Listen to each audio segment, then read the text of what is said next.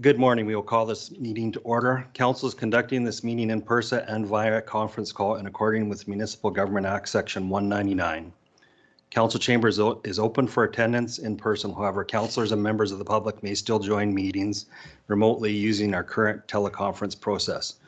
If you've submitted a comment request, the chair will call on you at the appropriate time. The chair may also ask for comments or concerns for public relating to a particular topic, and at this time, phone lines will be unmuted.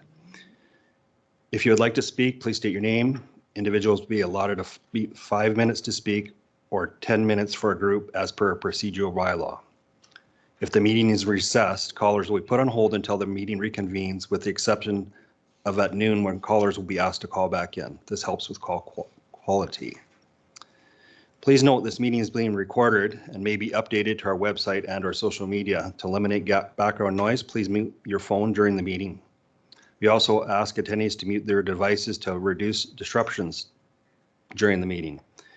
Everyone has the right to be present at council meetings and council committee meetings. Any attendees that are considered disruptive to the progression of this meeting may be removed at the discretion of the chair, as per Municipal Government Act 198. We thank you for your cooperation and understanding.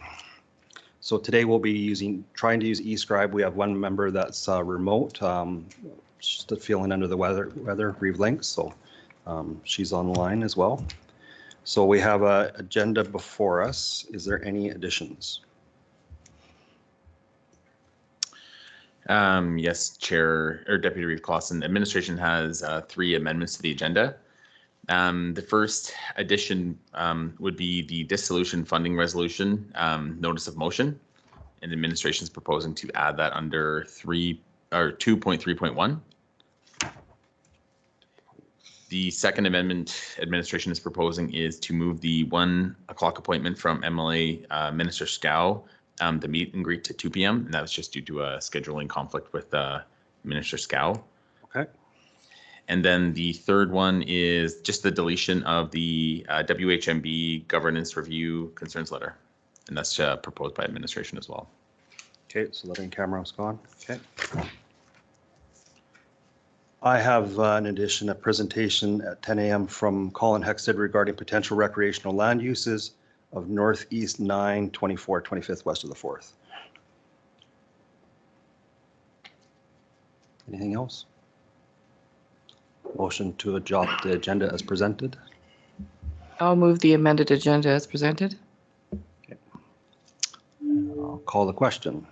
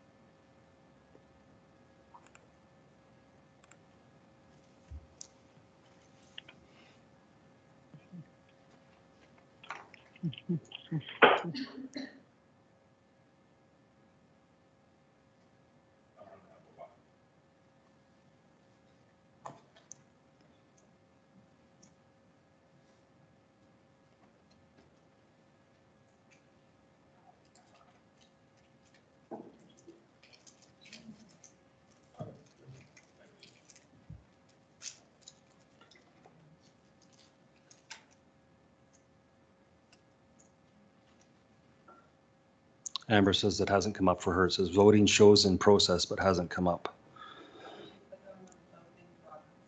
Can you click on the vote in progress, Reeve link?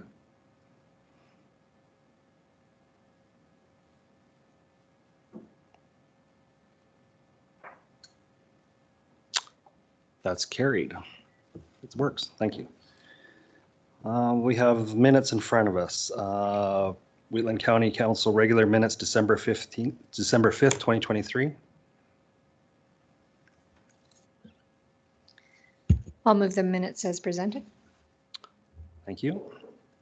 Motion on the floor. Any discussion? If not, I'll call the question.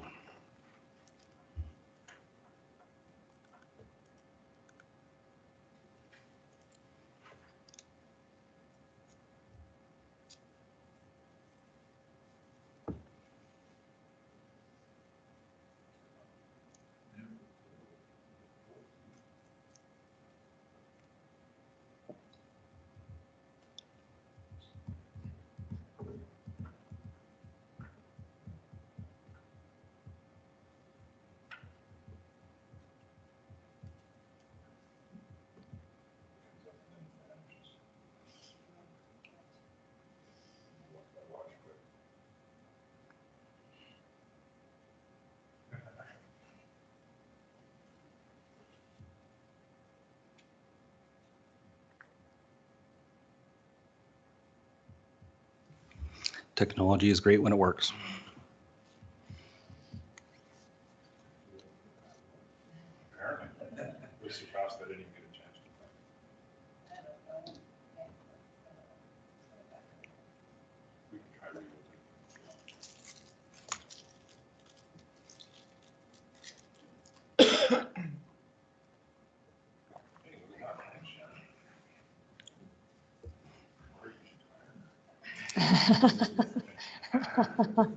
Give her a raise at least.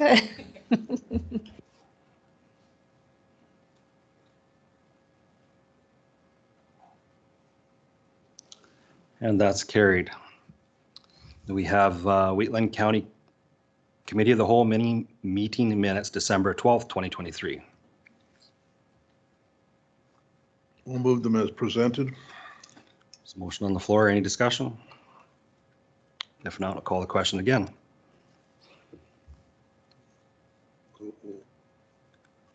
This could be a problem, people. I lost it.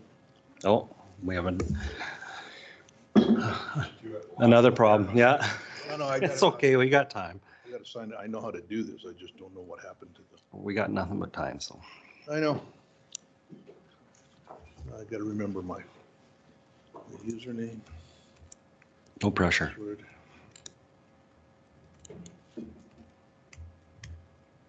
We've had three, but now everybody needs a turn.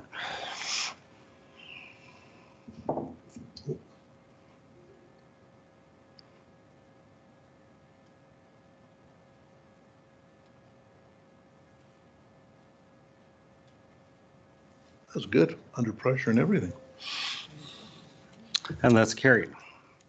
We have one more set of minutes, the Wheatland County Public Hearing Minutes, November 21st, 2023, with bylaw 2023-14.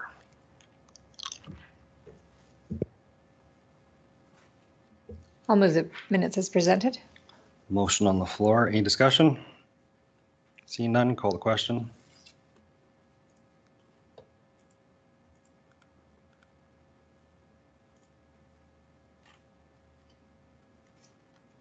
That's carried. We will move on to public, right? Public hearings. Okay. We have 3 public hearings today and 1 just bylaw reading. So I have another script I got to read here. Do I got to do the motion to recess from council meetings? So I'll recess the regular council meeting. Do we have to have a motion on that? No. Okay. Good morning, everyone. As per section 193 of Procedure Bylaw 2023-03, public hearing will be conducted in the following order. Staff report by administration, presentation by the applicant, presentations by public in support of the proposal, presentations by the public in opposition of the proposal, rebuttal presentation by the applicant limited only to comments read or heard in opposition to the proposal, and final questions of administration, and then council motion to close the public hearing. The applicant will have a maximum of 20 minutes to present. Any individual supporting or opposing the proposal will have up to 5 minutes to speak, and any groups of individuals will have up to 10 minutes to speak. The applicant will then have a maximum of 10 minutes to present the rebuttal. If there are any questions relating to this process, please refer to the procedural bylaw. Can administration please verify that the notice of public hearing was circulated in accordance with the Municipal Government Act? Yes. Is there any written submissions that are not part of the public package? Through the chair, no, not today. For all 3 of these? Should I ask for each one? For each one? Okay. And please proceed. And just if we could have a motion of council to open the public hearing as well. I'll move that council moves to open the public hearing for bylaw 2023-17. Thank you, Councillor Replace. The motion is on the floor. Any discussion? If not, I'll call the question.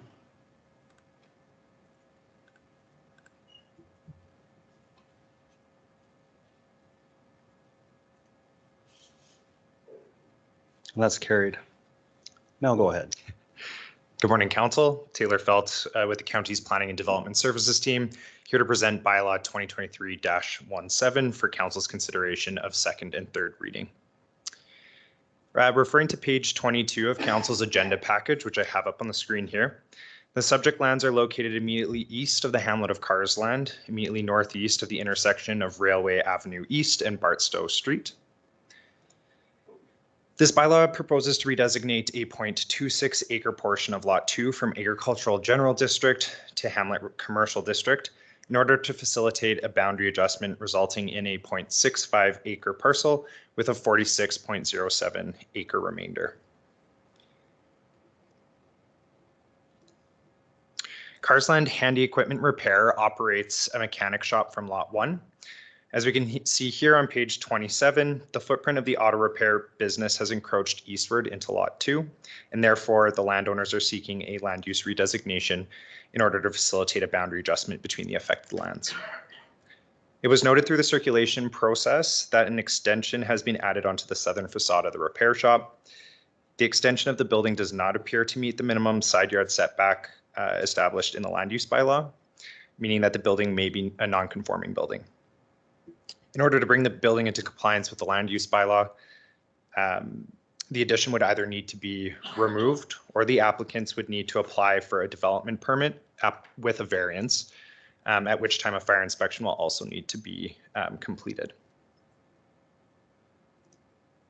Stakeholders and landowners within a 1 mile radius were notified of the application prior to first reading, and again in advance of today's public hearing. No comments were received from adjacent landowners, and those comments received by agencies notified of the application are found on page 29 of the agenda package. Administration is recommending that Council move second and third reading of bylaw 2023-17, and that concludes my presentation. I'd be happy to take any questions. Thank you. Any questions for staff?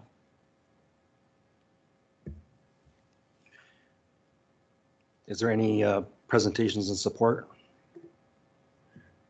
I don't believe so. Any presentations in opposition? Do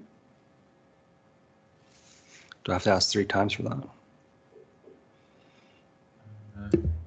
I think you could just, Okay. yeah, sorry. Second chance. Any presentations in support or in opposition? Third time? Okay. Hearing none. We need a motion to close the public hearing. I'll move that council close the public hearing for bylaw 2023-17. Thank you.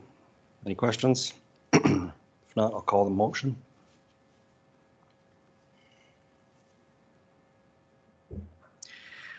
I'll move that council. No, we gotta finish the one for closing it.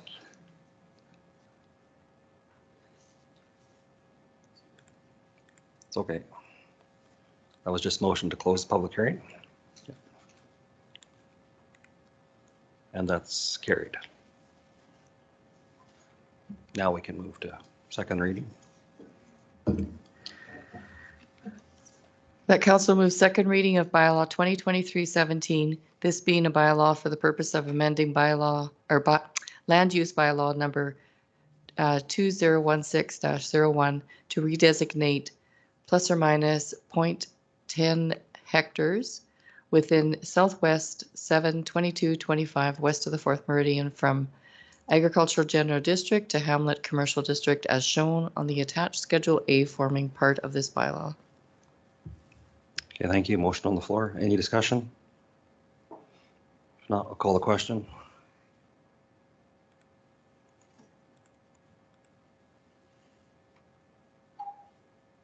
And that's carried. It's a possibility of a third reading. I'll move that council moves third reading of bylaw 2023-17, this being a bylaw for the purpose of amending land use bylaw number 2016-01 to redesignate plus or minus 0.1 hectares within Southwest 72225 west of the 4th from Ag General District to Hamlet Commercial District as shown on attached Schedule A forming part of this bylaw. Thank you. There's a motion on the floor. Any discussion? If not, I'll call a question.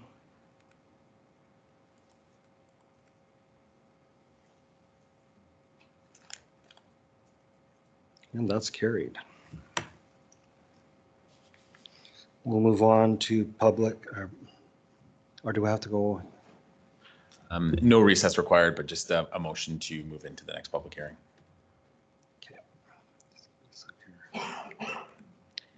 Like 4 screens open. Looking for a motion to open public hearing 2023-20. I'll move that council moves to open the public hearing for bylaw 2023-20.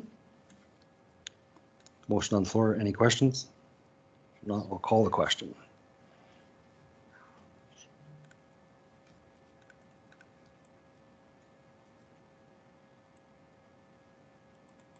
That is carried. I have to ask about notification again. Okay.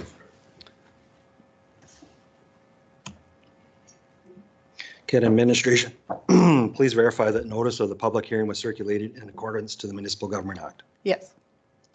Was there any written submissions that are not part of the public package? No. Okay. Open the public hearing. So now we Close it. go ahead. Go ahead, please. Jessica Russell with Planning and Development Services, presenting bylaw 2023-20 to implement textual changes to Wheatland County's land use bylaw for second and third reading. Bylaw 2023-20 was read for the first time at the November 21st, 2023 regular meeting. The application proposes to amend section 8.15 regarding home-based businesses to allow for type 2 home-based businesses to occur in an accessory building. The purpose of this amendment is to align the regulations for type 2 home-based businesses with the definition in section 2 of the land use bylaw, which allows an accessory building to be used. Bylaw 2023-20 was amended after first reading to include type 1 home-based businesses so that the definitions and regulations for type 1 home-based businesses also reflect the definition of home-based businesses in section 2 of the land use bylaw. Further, the application proposes to amend section 9.11 to add solar facilities as a discretionary use in the intensive industrial district. Solar facilities are currently allowed in 5 other land use districts, however, are not included in the intensive industrial district, which allows for the highest intensity land uses in the land use bylaw. The purpose of the amendment is to add a land use that aligns with the intent of the intensive industrial district. The proposal is consistent with the South Saskatchewan Regional Plan, the Regional Growth Management Strategy, the Municipal Development Plan, and the Land Use Bylaw.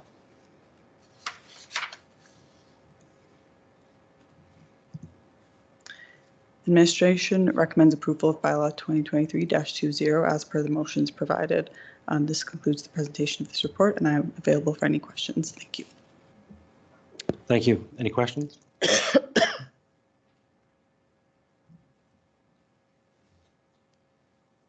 Close the public hearing.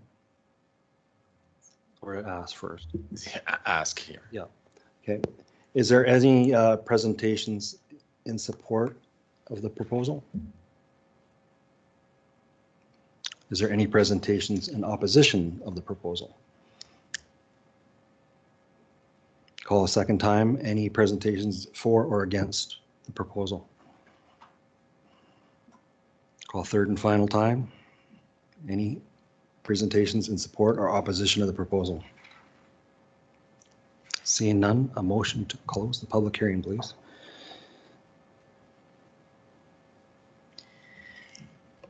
I'll move that council moves to close the public hearing of bylaw 2023-20. Thank you. It's a motion on the floor. Any questions, discussion? If not, I'll call the question.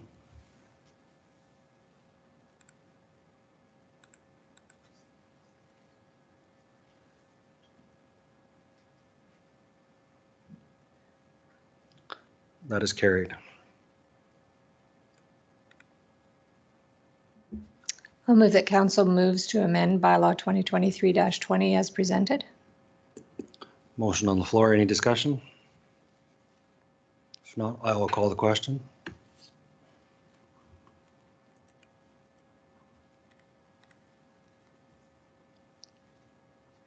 That's carried.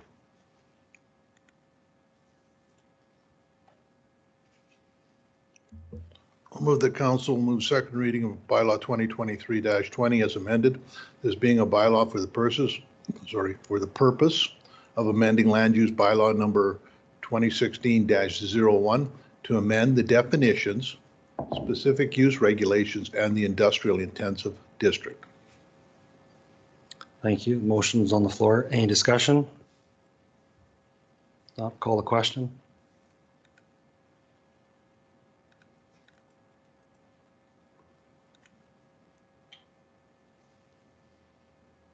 That's carried.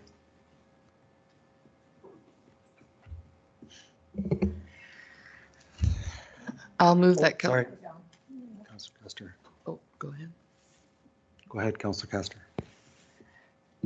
I move that council move third reading of bylaw 2023-20 as amended. This being a bylaw for the purpose of amending land use bylaw number 2016-01 to amend the definition, specific use regulations, and the industrial intensive district. Thank you for the motion. Any discussion? If not, I'll call the question. And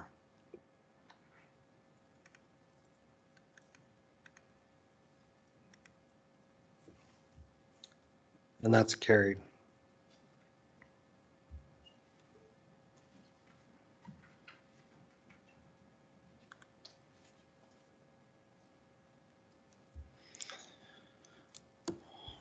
I'll move that council moves to open the public hearing for bylaw 2023-24. Any discussion? Call the question.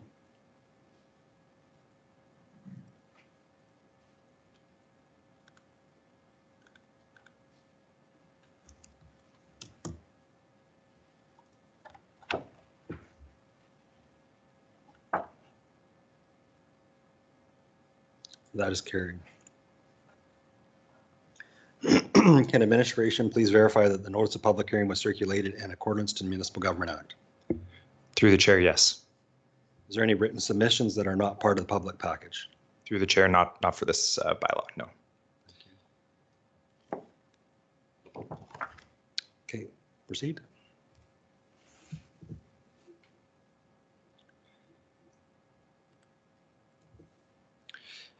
Taylor Felt here again to present bylaw 2023-24 for council's consideration of second and third readings.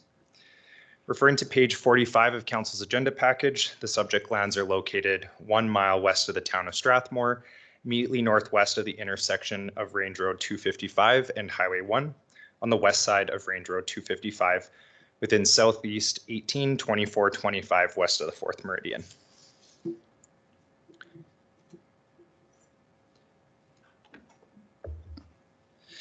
The bylaw proposes to redesignate a 14-acre portion of the subject lands from Agricultural General District to Rural Business District in order to facilitate the development of an agricultural support services business that will include the sale of tack, saddles, feed, and other related supplies and merchandise for local farmers and 4-H clubs.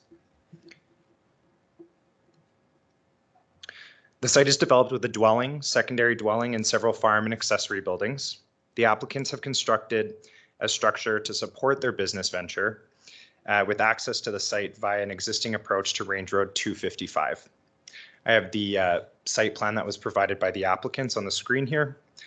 Portable water will be provided via an existing water well, and the applicants are aware that a commercial water license will need to be obtained from Alberta Environment and Protected Areas. Wastewater will be managed via a holding tank and hauled off site for further treatment. The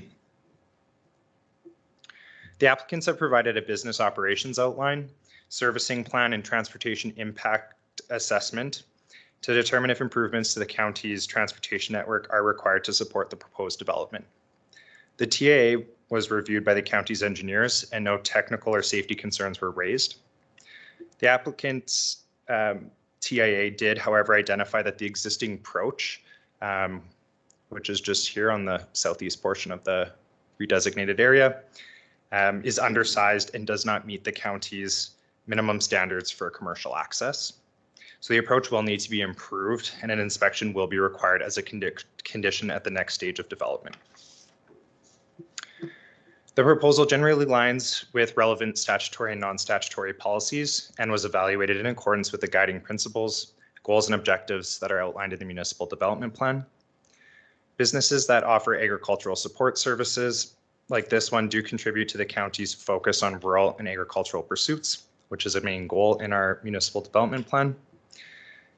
The proposal also aligns with the MTB's commercial development policies and criteria for single lot commercial development.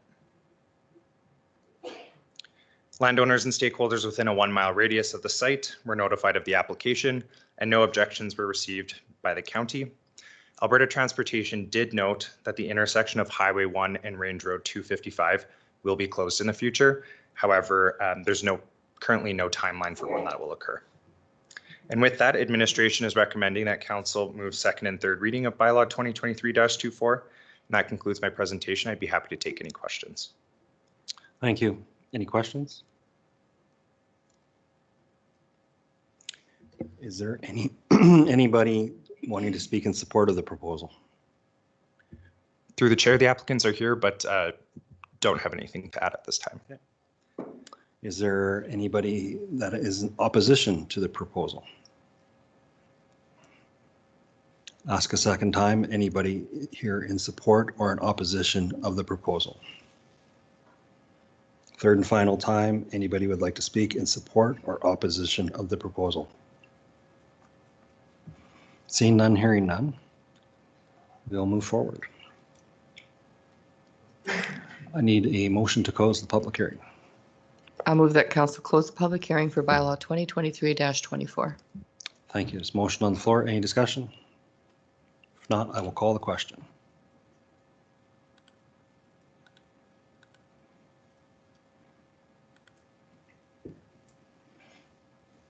That's carried. I'll propose that council moves. Make sure your mic's on, please. I'll propose that council moves second reading of bylaw 2023-24.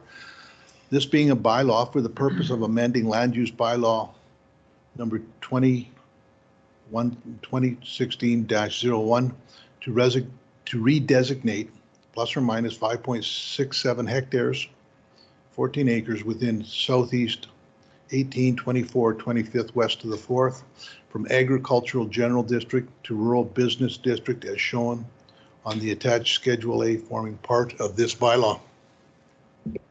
Thank you for the motion. Any discussion? I'll call the question.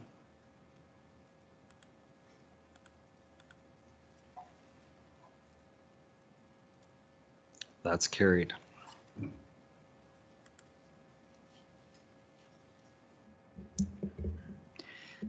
I'll move that council moves third reading of bylaw 2023-24. This being a bylaw for the purpose of amending land use bylaw number 2016-01 to redesignate plus or minus 5.67 hectares within southeast 18, 24, 25 west of the 4th meridian from agricultural general district to rural business district as shown in the attached Schedule A forming part of this bylaw. Thank you. There's a motion on the floor. Any discussion? Call the question.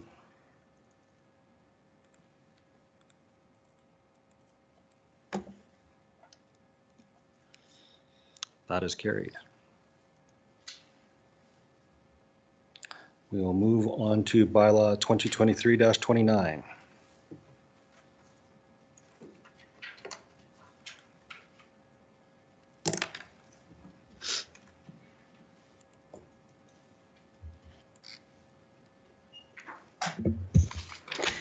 Good morning, Council. Good morning. Sherry Bars with Administration to present bylaw 2023-29 for consideration of 3 readings today. Bylaw 2023-29 proposes to open a temporary road on private lands located within a portion of Northwest 10, 23, 24 west of the 4th meridian to facilitate the continued public use of the intersection of Township Road 232 and Range Road 241A until a permanent road may be opened. Due to the concerns regarding public access, safety, and emergency vehicle access, administration is recommending and requesting that all 3 readings be considered today. This would make the temporary road access effective immediately. The subject lands, as shown on the location map found on page 60 of the agenda package, are located at the intersection of Township Road 232 and Range Road 241, described as 24-20-43 Township Road 232, near the northern boundary of Siksika Nation. The aerial photo shown on page 61 shows the portion of the existing road that is located on private land. For many years, residents of the Siksika Nation have relied on this road to access their homes and community. This road also provides emergency responders with an alternate access to the northwestern portion of the Siksika community. A portion of the lands were identified previously on a plan. Let me just go to that.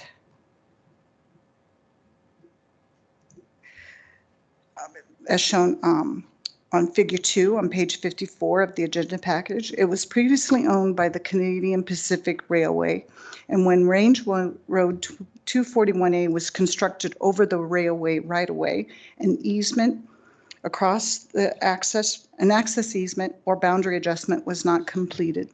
Subsequently, the lands were consolidated with the adjacent parcel to the east, and the encroachment of the road was again not accommodated. Council may, under Section 26 of the Municipal Government Act, open a temporary road or right-of-way on private land for up to 2 years. Opening the temporary road access across a portion of private land will allow continued public use of Range Road 241A until a permanent road may be opened. This proposal also aligns with Pillar 3 Strategic Partnership of Council's 2022-2025 Strategic Plan. Bylaw 2023-29 will allow a temporary road to be opened across approximately 1,800 square feet or 167.23 square meters of the northwestern portion of the private lands as shown on the plan attached as Schedule A to the bylaw. Administration recommends that Council approve all 3 readings of Bylaw 2023-29. Thank you. That concludes my presentation, and I'm available for questions. Thank you for the presentation. Any questions?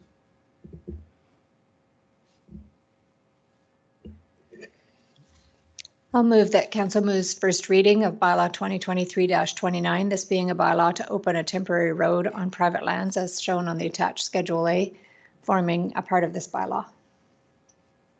Thank you. Any discussion on the motion?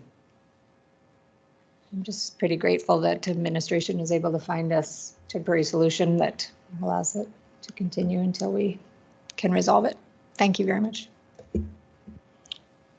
I agree. I'll call a question.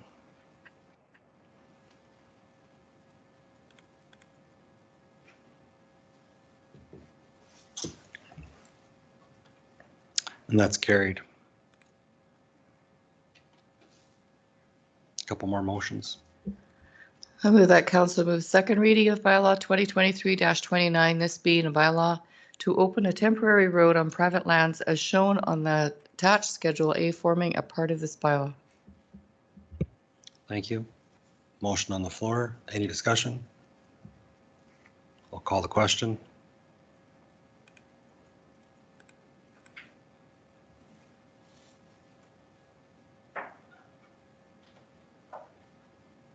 That's carried. Go ahead. I move that council grants permission to hold third and final reading of bylaw 2023-29. Just to end it cut off there, but yeah. There's a motion on the floor. Any discussion? Call the question.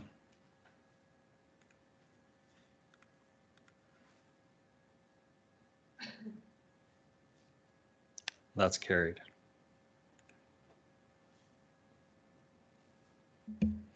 I'll move that council moves third reading of bylaw 2023-29, this being a bylaw to open a temporary road on private lands as shown on the attached Schedule A, forming a part of this bylaw.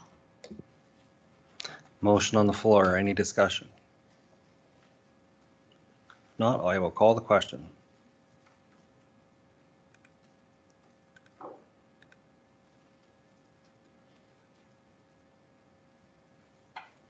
And that's carried. So we have the addition, 2.3. Oh, right, yes.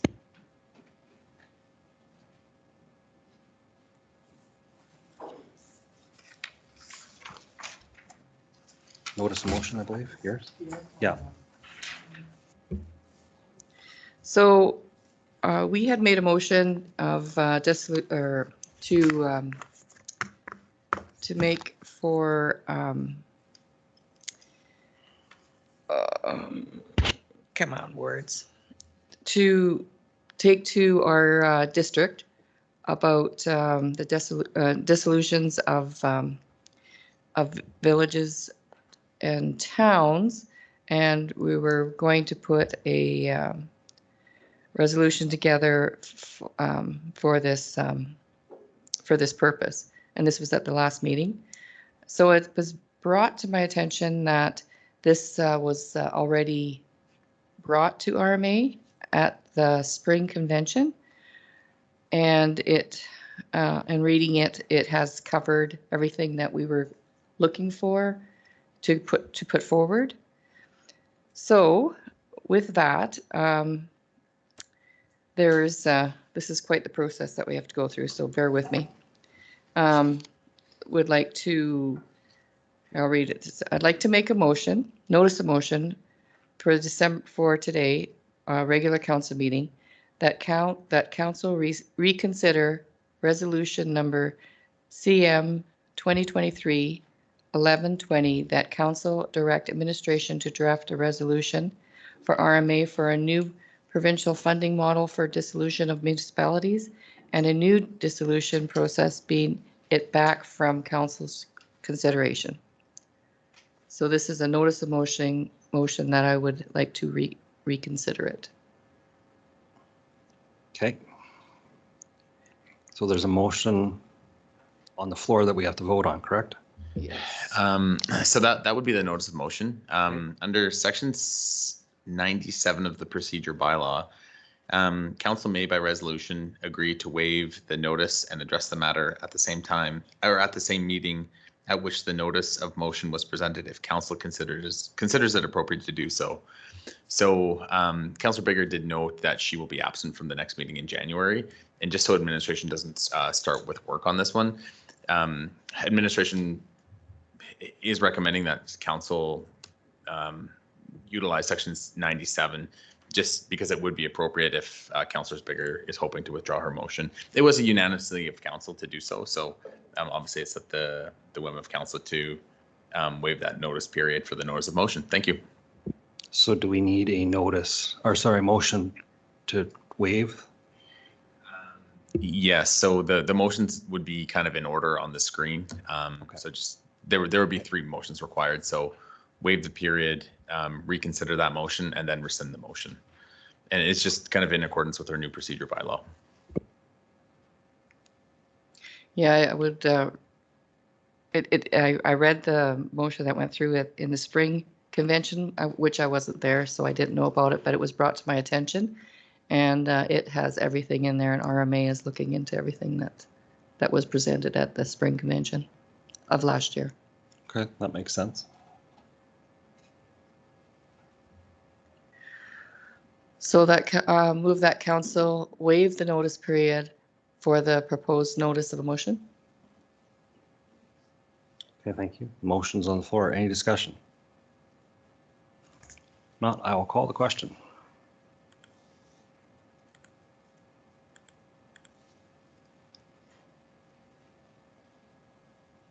That's carried. I'll move that council reconsider resolution number CM 2023-11-20, that council direct administration to draft a resolution for RMA for a new provincial funding model for dissolution of municipalities and a new dissolution process, and bring it back from council's consideration. And thank you. Motion's on the floor. Any discussion on that motion? Go ahead. Did you say that there was a motion at the spring convention about dissolution? I can't remember it. Your mic, please. It was a resolution has been brought to RMA at the spring convention, covering everything that we had talked about in council, our last council meeting. When we wanted it to be drafted, there's already a resolution voted on at the spring convention and taken to RMA. RMA is working on it right now. So why are we making another motion? The motion is to reconsider it, to take it off our books so Oh, that we don't okay. do it. Yeah. Now it's clear. It's quite the, We can't take another motion to RMA, but we're taking it off. yeah. Okay, good discussion. Everybody's clear? I'll call the question.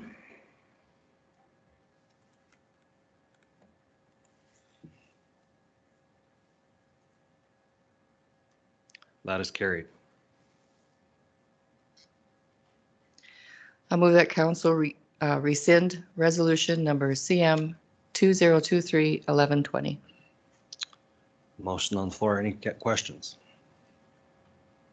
I will call the question.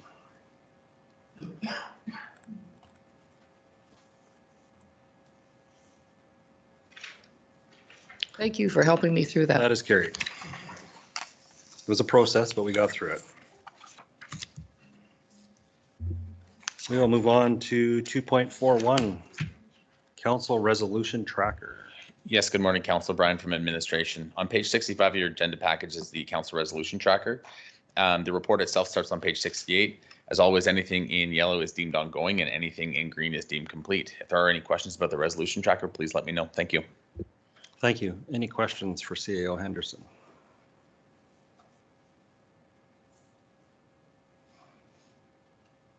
If not, a motion to accept this. I'll move that council accept the council resolution tracker dated December 19, 2023 as information. Thank you. Any questions on the motion? I will call the question.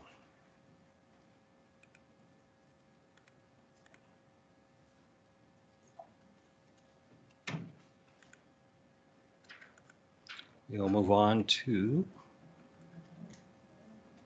oh, sorry. That is carried. Thank you. We'll move on to 2023 Wildfire Financial Summary. Morning, Council. Joel from Administration here. Just for a quick review of the Wildfire Financial Summary. So this report and corresponding resolutions summarize the financial results from the 2023 wildfire season. As Council is aware, the county and association fire halls contributed resources, including personnel and equipment, in response to the difficult fire season. The summary of payments to the association halls and corresponding net surplus proposed to transfer to the Fire Capital Reserve are the result of a detailed reconciliation of county costs, as well as equipment and personnel timesheets submitted for reimbursement to the province and various other municipalities. Staff are available for any questions. Thank you. Any questions? This shows that a lot of volunteer work went in, and of course, a lot of that gets paid for. It was nice that everybody could help with the wildfires. It was a very stressful time for a lot of people in the north, and for us to be able to support that with equipment that we have and to get some reimbursed for time and equipment is a really good thing. Shows that we can all work together in disasters, which is what we're supposed to do. So it's really good to see this. So there's two resolutions in front of us.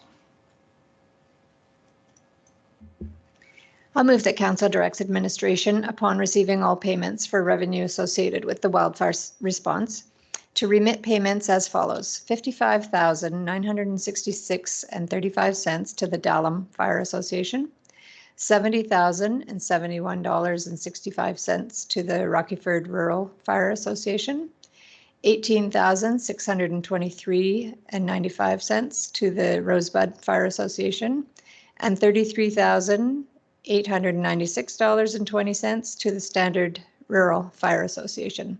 These payments are to be made in recognition of their organizational contributions to the 2023 wildfire response. Thank you. Motion on the floor. Any discussion?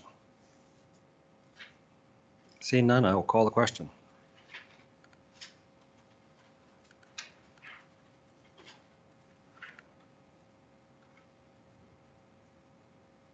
That is carried. Go ahead. I move that council direct administration to transfer the net surplus of $78,945.73 summarized in the 2023 wildfire financial summary report to the Fire Capital Reserve. I think there's motion on the floor. Any discussion? I guess I just want to ask, the Fire Capital Reserve is money that's available for all of the associations and departments to access for equipment or whatever needs they might identify.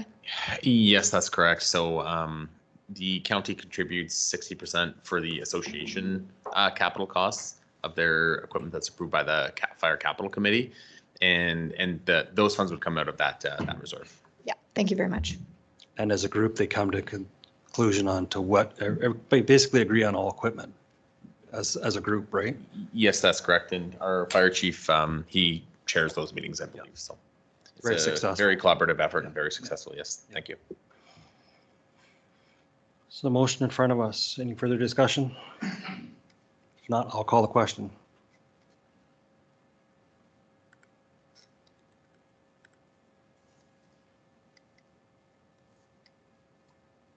That is carried. Again, thank you to all the rural fire departments that helped. It was like, again, it's nice to see that we can all work together. Move on to 2024 interim budget. Response to council inquiries. Go ahead. Joel again from administration. So after the committee of the whole meeting on November 14th, where the interim budget was presented, there were some follow-up operating inquiries made by council. This report is to summarize those questions and provide a response for them with the attachment. Staff are available for any further questions. Thank you. Any further questions for staff on budget? Don't be afraid to ask.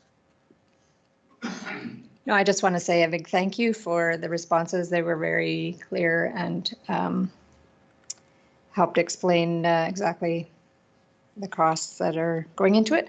And just a comment that the first question there about transfers versus tax increases, it just goes to show that it's kind of a balancing act of trying to offset one against the other. And I appreciate the experience that goes into that to know what the right, where that balance is.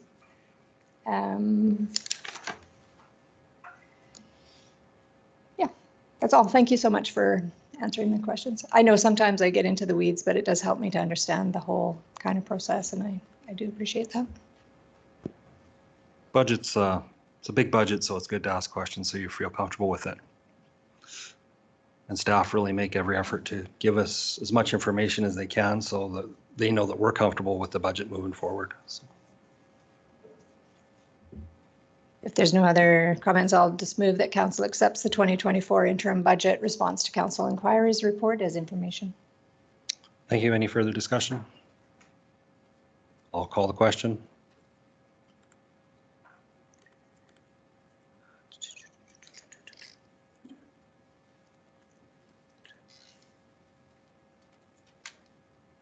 That is carried.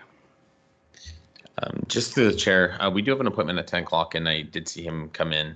A question to the chair and council: would council like a 10-minute recess, or because the next topic is budget, it might just take a little bit longer than 10 minutes. It may not. I just don't know the. Yeah, I think we could take a break for 10 minutes. I'll take a break and be back at 10 o'clock. Okay, perfect. Thank you. Hello, I'll call the meeting back to order. We have a presentation from Mr. Colin Huckstead. I'll remind you, please come to the mic, state your name, and you have 5 minutes. We can give you an extension if you so need, but it's just policy. Testing. Hi, Colin Huckstead here. I'm happy to be here today, and I'm happy that you guys let me come here today. I've been at this side a lot of times, but hopefully this one's on a positive note. I'm born and raised here, started my own company here, Huckstead Waste and Recycling.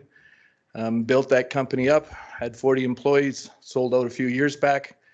The mayor of Strathmore took me in for a beer.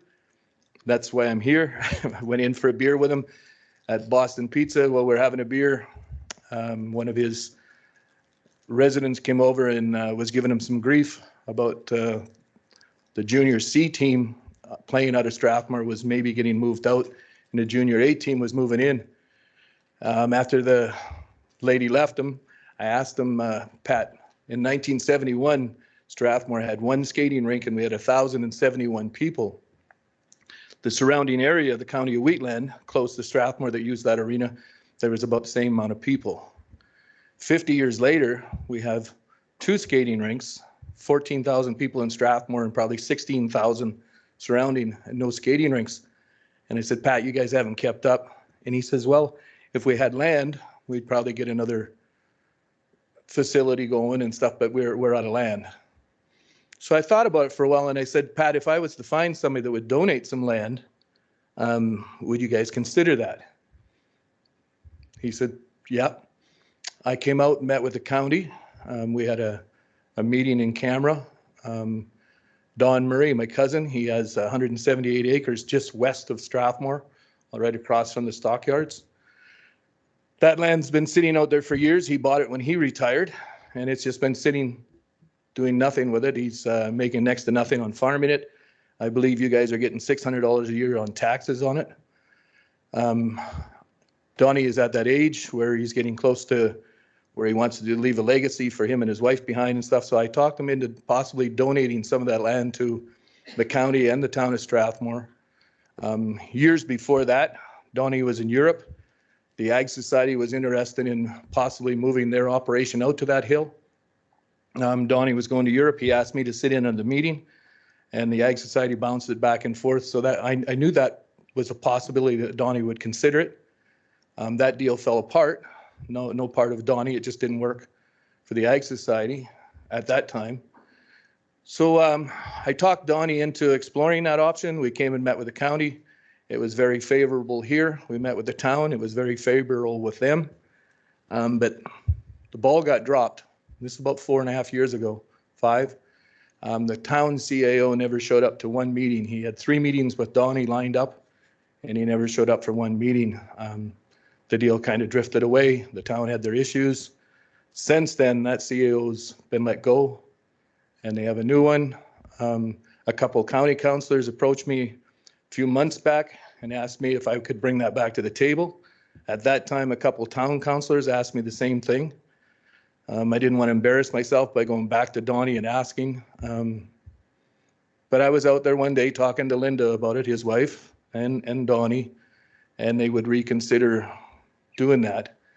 So while we were getting that all going, and I have met with the town, I met with the town CAO and the mayor, and they're positive on exploring it. It has water and sewer already on that property, and I would still like to put this together. I know the Ag Society is looking at building a $20 million operation in a location not far from where I live, but there's no water and sewer there. It's on the wrong side of town as far as I'm concerned. West of Strathmore would be a perfect place. I got everything rolling again, and then we had a setback. The reason why I'm here today is that Donnie's Runway on his property has been there for 35 plus years.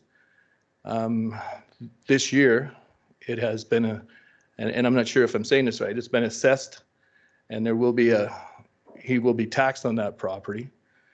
It's $3,000 a year. It's not much in tax, but with Donnie, it's very much principal, and it's been there forever, and he has improved it. It's paved.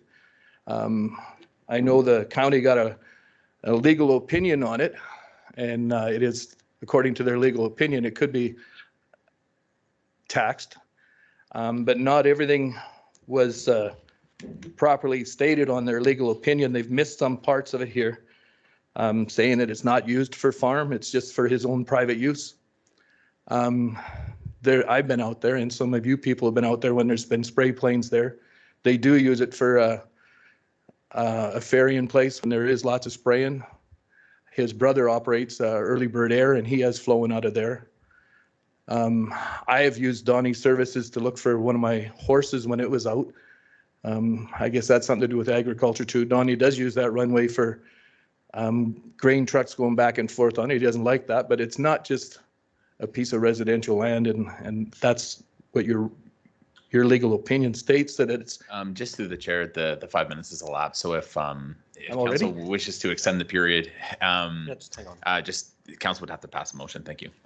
Holy, that was fast. It's okay. So I'll put a motion forward that we extend the time for another 10 minutes for Mr. Huckstead. Any discussion? If not, I'll call the question.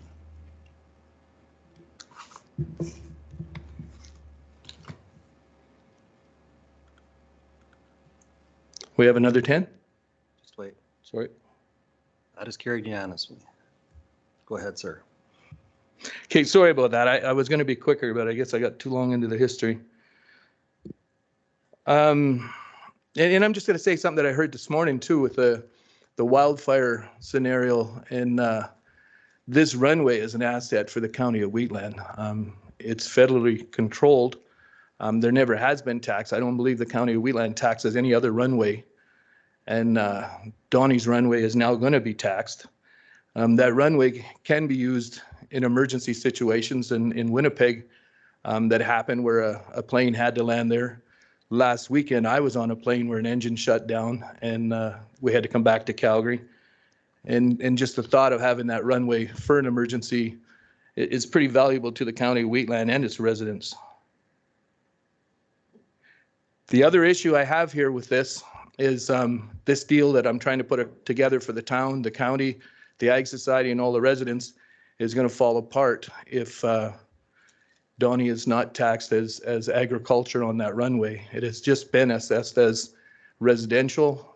It changed after 35 years. And Donnie has been in a lawsuit with the county in the past, and he won that one. Donnie's a principled man, and that's where it'll go, is on principle. He will fight to the end. It's a known fact that Donnie's very well off. He has more money in reserves than you guys do, and this will get tied up in court for years. And Donnie's mom's still 98, living on the farm, so Donnie's going to be around here for a long time, I would guess. And I don't know why we would spend our resources fighting this in court when you guys have the ability to simply waive the tax on that. He is going to appeal it and try and have it back into agriculture and not residential. And if he's in a lawsuit, it'll be a conflict of interest, and this deal will be off the table as far as him donating some of that land. And when I told the town that we were having some issues on it, they said our next step is that we could possibly, if he's in a lawsuit, we could possibly have it annexed into Strathmore, which costs a bunch more money, a bunch more fighting, a bunch more arguing. And I don't see the reason why we need to spend any of our taxpayers' dollars fighting something that could work out well for everybody.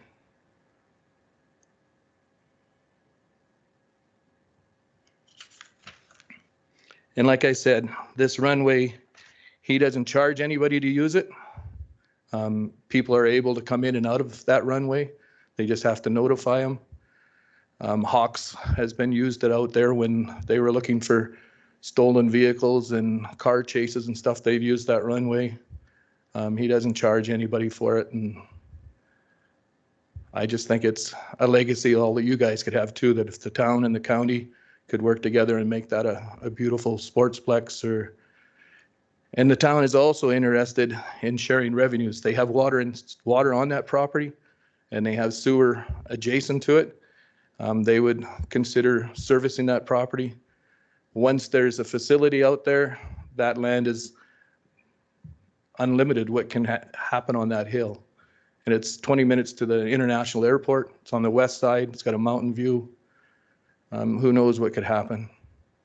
And you guys could share that tax revenue for the next 20, 30, 40 years. The town's willing to look into that too. And I know 4 years ago, there was some consideration on that before it fell apart. I'm open to any questions. The reason why Donnie's not here today, he's in another meeting. But if you have questions for him, he can come back to your next one. But he's authorized me to answer whatever I can answer today. And there is nothing in it, this deal for me. I have grandkids here. We're 4th generation. And I'd like to see a nice facility there where my grandkids and my kids can all enjoy it. And I'm open to questions. Thank you. Any questions for Mr. Huckstead? Go I ahead. just missed how many acres was there? 178. And that was, he was planning or proposing to donate all of it, No, he'll donate part of it. part of it? Whatever the Ag Society, and I haven't approached the Ag Society again on this because I want to get the ducks in the row before we do that. But I know the Ag Society on the piece of land they need servicing and stuff to it. The town has water coming through this. The reason why I know that is 7, 8, 10 years ago, whatever that water line was coming in, I was the last place, my piece of property, 10 Bayside Place. It had to come through my property to go to the Brentwood water storage. And the landman was making a deal with me. I was okay with letting him go through my property, give him an easement. I got paid for it. And I said, so was I the last one on this whole line all the way from Calgary? He said, no, we have one other one that we're having a holdout with. I said, oh, okay, who's that? And he said, Don Murray. And I laughed and I said, that's my cousin. And why are you having problems with him? And he doesn't want that water line run through. It's only going to affect 4 acres, but he doesn't want to wreck that piece of land for the future development. And I said, I don't think you talked to Donnie right, because what you paid me for my 1 acre or 1 1/3 acres, I know Donnie would be interested in that. It was going along the canal. So he says, you know Donnie? And I said, yeah, I'll put him on speakerphone. So I phoned Donnie and I said, Donnie, you're the last holdout on getting this water line through your property. Yeah, I don't want to wreck my land. And I said, they can go along the canal and you can't build on the canal anyway. What's it cost to go around the world in your airplane, your jet? And he told me $60,000. And I said, how about going around twice? Because that's what I just got. And he said, sign it up. And it happened that quick. But he just likes to, I don't know, understand things. And he doesn't like dealing with a whole bunch of people arguing and fighting. And I guess what I'm trying to say, he doesn't really like government that much.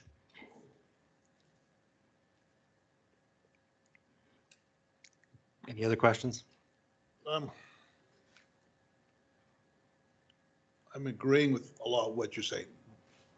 The only question I have, and I don't know if administration can answer this, is we have a municipality to the west of us that is in serious trouble with municipal affairs. And I believe part of that is can we legally do this without getting into trouble? Like without having Rick McIver coming over here and saying, oh, you guys cannot. Because I know that part of the problem is they removed and reimbursed somebody that was on a tax roll for over a bunch of years. So I know that's one of the problems. So can we legally do this? So through the chair, that is a good point, and that's kind of one thing we've been kind of thinking about, is that it is a unique thing. Council rarely does it. The only ones we really do it for are, I think, 2 properties that the county owns, and those are the 2 campgrounds that the county owns. And the story that you're mentioning, that was published in the Herald, and that was just from the city of Chestermere, that just kind of happened, I think, a couple months ago anyways. So it probably would be wise to look into. The section that council can do it under, and there's some definitions in there that I just don't know because we don't really have to exercise that section of it. It's section 347. I could pull it up, but that section kind of says that council can, if it's, I think the wording is if it's equitable or not.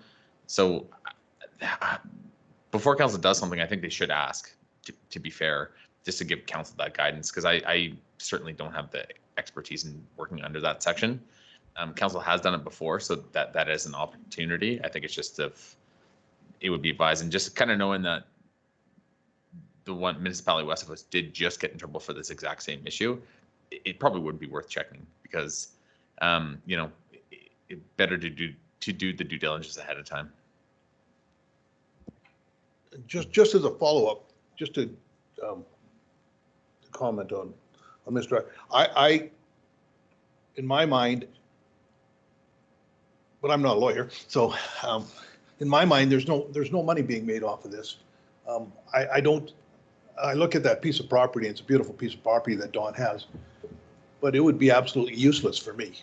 I mean, it's sort of a one in a million thing, because I know there's a neighbor that's probably within 2 miles of his that also owns a jet, but he keeps his jet in Calgary because his pilot lives in Calgary. And it just makes more sense. Like Don Murray has the ability that he owns a jet and he flies a jet. So, I mean, like, I don't know where you come across that ever again. So does it actually bring any value to your property? If I owned the property, I'd be pissed because there'd be, excuse my language, there would be, that'd be probably 2 less cows I could graze out there because it's asphalt. So just so you understand where I'm coming from, I sort of agree with what Mr. Murray says, but I would really like to know whether or not we can get in, like whether this is legal to do for us to do. It seems that it should be, but. From what I understand, there is avenues where you can do it, and you guys can exempt that runway from being taxed. The other part I didn't understand is that runway's been there for years and never been taxed. And then all of a sudden, Mr. Murray has an aviation day and people come out and then there's notice that it's a nice paved runway and he gets that 8 acres of runway went from agriculture to residential. And that runway has been used for agriculture and still is, but he still uses his jet, but that jet flies out and it flies to Florida and stays there for 2 months, comes back, lands, flies out and goes to Sicamous for 2-3 weeks, comes back, goes out to Vancouver and stays there 2 or 3 weeks. It's not like he runs a business out of there, but part of that runway is still used for agriculture. And I see absolutely no value to anybody that would want that runway. Like, I don't know, he's 1 in a million guys that has their own private runway. But I can tell you one thing, when your engine quits on your commercial airplane and it's needing a place to land, it's pretty nice to have a runway that's paved and looked after in the county of Wheatland. And then the same thing that was brought up today with the wildfires and stuff. There might be a day where you guys need that runway. But I do know it'll be tied up in court and all this deal will blow up for years because that's just who he is. And there is lots of it. It's gone to the Supreme Court in Quebec where that's happened. It's a federally controlled, that's who controls that. This is brand new to the municipalities to start taxing private runways. And there's lots of runways around here that aren't getting taxed. But Donnie's signaled out. That's the way he feels, and that's why he's angry. So you don't tax grass runways, you don't tax gravel runways, you don't tax oiled runways, but you're going to tax this. And it was agriculture for 35 years. Now it's not. Why? So hearing everything that's going on here, I think the administration did work on some stuff, and I have some things here, but I don't, being that there's mention of legal stuff, I think we should probably take some of this in camera and discuss further, because for council to get some education on this, what's gone on so far and possibly what we could do. But being that it's not a discussion you have out in the open for sure. So. And if you want to look at your own legal opinion, that there's lots of stuff in here because it's classified as residential that changes the whole tax structure. Yep. And that is going to be appealed in January, I believe, anyway. So you have some hard set dates for appeal already? Yes, I believe so, right, Brian? Okay. Yeah, so there's 2 different aspects of it. So assessment is one item and taxation is another item. So assessment council can't change. The assessment is set by the senior assessor, and administration, like me personally and no other staff ever meddle in assessment. That's just like a fundamental thing that we don't do. But the other piece is the taxation, which council does set. So there's two totally separate items. That appeal process has been undertaken by the landowner. That will proceed either way. We do have buildings in the county that are assessed but exempt from taxation, like the RCMP building in Gleason, the school, like those are both assessed, but they're both just exempt. So two totally different items when you're thinking of assessment is one side, then taxation is the other piece. Taxation council may control and does control through the budget process, but and other clauses in the MGA, but assessment council actually doesn't have any authority to do that piece. My question to administration, if we did, do we have enough information to go, do you have some information prepared for us to go into council to discuss this further? We certainly could. If I feel like I have a broad understanding of the topic and discussions with Mr. Huckstead as well and Mr. Murray. Okay. If council does have some other burning questions, feel free to do so. Yeah, I was just going to say that I don't feel like I know enough about the whole situation. Like, so for me, I understand that he has principles and he feels that this is the wrong thing. My principles say that if you get assessed for something, you pay for it. I don't know. But as far as other runways, like honestly, I don't know what our policies are around that. I would need to know that.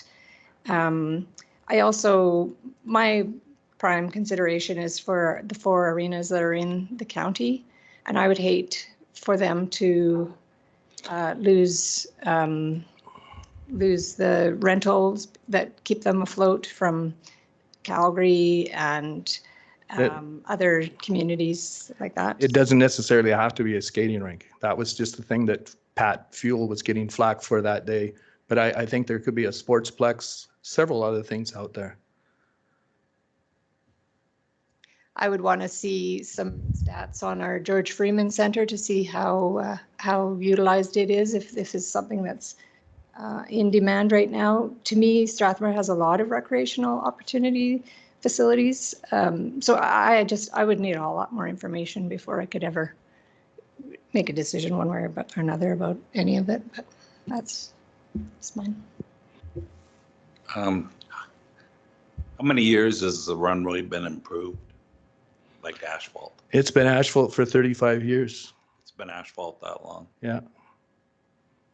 And I'm not sure I didn't get off on the wrong way. This isn't just to build a skating rink in Strathmore, and it's not for the county, or it's not just for the county, it's not just for the town of Strathmore. The Ag Society needs a home too. And out where it's going, where they're proposing, it isn't a great location for it. It's north and east of Strathmore, no servicing, no nothing there. It's on the wrong side of the highway. It's too far from the highway. If we can all work together here, the proposal would be that the Ag Society possibly move that $20 million complex out to there, where there's water, there's servicing. Donnie will donate another chunk of land beside it for whatever recreation center the town and the county agree to, whatever the residents want to have. As far as using arenas around the county of Wheatland, they're using them already.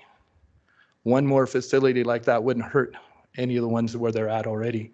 But Strathmore's at 15,000 and there's another 16,000 living around Strathmore. And we have 2 arenas. If you do the ratio, we're not anywhere close. I'm a grandparent. I have to go to Hazard to watch my grandson play. I have to go to Rocky Ford to watch my granddaughter play. I drive over and watch my other granddaughter ride in an outdoor arena, an indoor arena. I got to go to, well, not just I got to go, our whole family got to go to Ponoka to watch my 8-year-old granddaughter compete in cattle penning. We go into Calgary and watch her compete in the internationals. Why don't we have something like that out here? We could have if we all put to work together and stuff, but it doesn't have to be an arena, and I don't want to get on to that's all we're doing. That piece of land is unlimited to what you can have out there. And the tax revenue that the town and the county could share on there could make a huge difference. Right now, you're getting $600 a year. There could be millions coming off of that. I know there's been interest in the casinos and other stuff, and you gotta, I don't like saying this, but Donnie's a whale. And you have somebody on side like that, it's unlimited what we can do. But if we tie it up in court, I know there is there's ways of getting around this. That runway, it could be and he doesn't have 2 or 3 planes. He's got like 18 planes. And that could be a museum one day out there too. And the county of Wheatland has a museum, and all that stuff could be there. But he's a man of principle, and if he loses this, he won't mind paying. He'll pay the agriculture tax that he feels it should be. Possibly there should be a different way of determining how much is private, how much is commercial. One thing that I brought up to Brian that sticks in my claw, I have a Hellcat that I bought when I retired, and I have an asphalt, I don't have an asphalt, I have recycled asphalt driveway, but I haul my cattle in and out of there. We haul my chickens and turkeys in and out of there, but also my Hellcat goes in there. So is my little farming operation going to be classified one day when they say, oh, that son of a gun's got a paved driveway for his Hellcat, let's tax him. But yet it's used for hauling my chickens and horses and cows and stuff in and out of there. Donnie's runway, yeah, he uses it for his private, but he also uses it for agriculture and other stuff. There's spray planes that come in and out of there. And that's all I got to say about that stuff. I think this is a win for everybody, the whole community, and it shouldn't be tied up over. And I totally agree. If it's been assessed that way and you can't win the appeals and stuff, then I guess that's what it is. But you've got a guy that on principle will spend a bunch of money fighting, and it'll go to the Supreme Court before he's done. He has more money than you guys. And I don't want to see our money, the taxpayers' money, getting wasted on a $3,000 lawsuit that'll cost thousands and thousands and hundreds of thousands of dollars. And that's about all I got to say. I'll make a motion that council go in camera, just because what's going on and maybe give some insight. And then if we feel comfortable making a decision out of that, or need more information, I think that will give us the venue to do that. So I have a motion on the floor. Any discussion? What more can we discuss than we've already heard? There's some specifics on numbers and things like that aren't necessarily, and I guess a legal opinion where we need to go. So I can agree with getting a legal opinion. And without that, there's probably not much more reason to talk about it. But I'm thinking when we get the lawyer in here and make sure, I'd like to see when the lawyer's here, I'm adding up runways in my head that I know of, and there's got to be lots more. And like you said, I know lots of farmers use approaches for their. So no, this is maybe bigger than what we think. I would like to get a legal opinion and do our due diligence that way, like Tom said, right from the very start, and mass the information and talk about it then. Okay. Well, I have put a motion on the floor. We will vote on it. If it fails, we can, there is a possible motion after that too. I have a motion on the floor to go on camera to discuss this further. Do I need a FOIP section? Land legal? You would, and it's probably section 24. Section 24, okay. So you're suggesting to go in camera because you have information from legal? There's already? some motions that I have possibly, but I think it's just some stuff that council, and it's just because when I hear somebody on this podium and they're talking about legal action against the county if you don't do something, I got to be really careful what we say, right? So that's the reason behind it. Okay. So I have a motion on the floor. I'll call the question.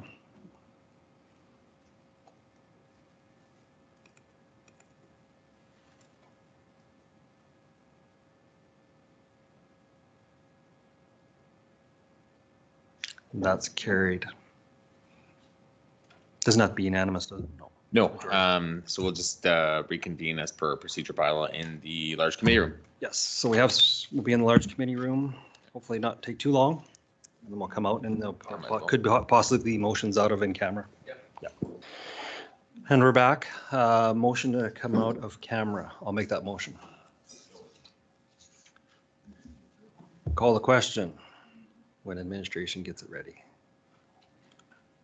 Look at that.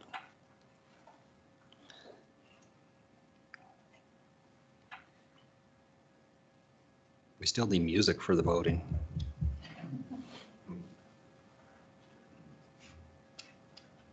Did it go through? Oh, I did. Okay. There, that's carried. So coming out of in camera, I'll make a motion. The council instructs administration to seek legal opinion on the applicability of section 347 of the MGA for tax relief measures for the Murray family holdings regarding properties associated with tax roll numbers 9368000 and 9370000 and report that legal opinion to council. Any discussions on the motion? Go ahead. Could we make it broader to include any properties where this problem might come up?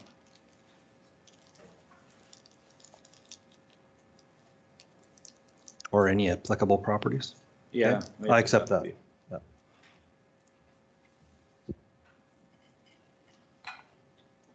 Any further discussion? Call the question.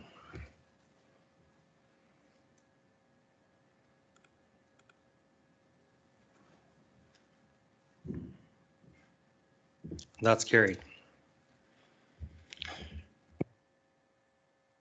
Hang on. Where are we at now? We are back to budget then. 2.44, intern operating budget 2024 and 2026, and intern capital budget 24 and 2028. Thank you, Colin, for coming. Thank you. Do I have time for one question? So this means that you're going to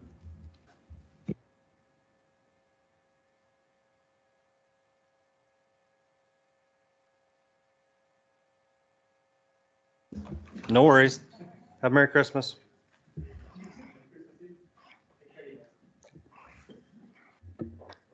Morning, Council. Joel again from Financial Services. It is your time, sir.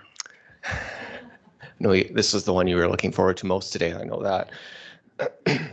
So for the interim operating budget, the attached unapproved interim operating and capital budgets for 2024 are being presented for approval by Council.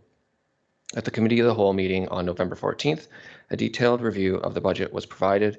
This report brings back these budgets for approval by Council with some small adjustments.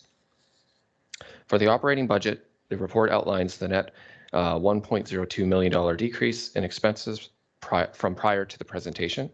The total operating expenses work out to approximately $68.9 million. Just scroll down on the second page of the report. Just kind of shows a reconciliation of that and the changes listed. So to highlight some of the major operational changes for 2024 that were kind of already highlighted in the initial interim review, there's an estimate of a 3% increase in municipal revenue from all property taxes, meaning all categories. There's a February increase in water and wastewater utility rates of 7%. We've incorporated an estimated education requisition of approximately $10.5 million. There's a 2% cost of living increase included in the interim budget. There's also services for water and wastewater functions, a focus on contract services in that regard in 2024. And then tentative estimates for the digital transformation project. And that kind of just highlights some things that have already been presented prior. For the capital budget, a summary of the 2024 capital budget changes table has been included that lists all project changes to lead to the final budget that's being proposed. I'll just scroll down to that attachment.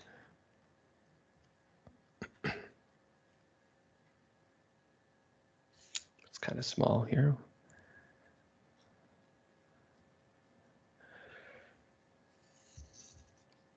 Most of the changes in value from the prior draft budget are carry forward values from 2023 projects that they're looking to complete in the upcoming year. And just to summarize, the budgets themselves, the attachments are consistent with prior year's approvals, where we have breakdowns. Zoom out again for this.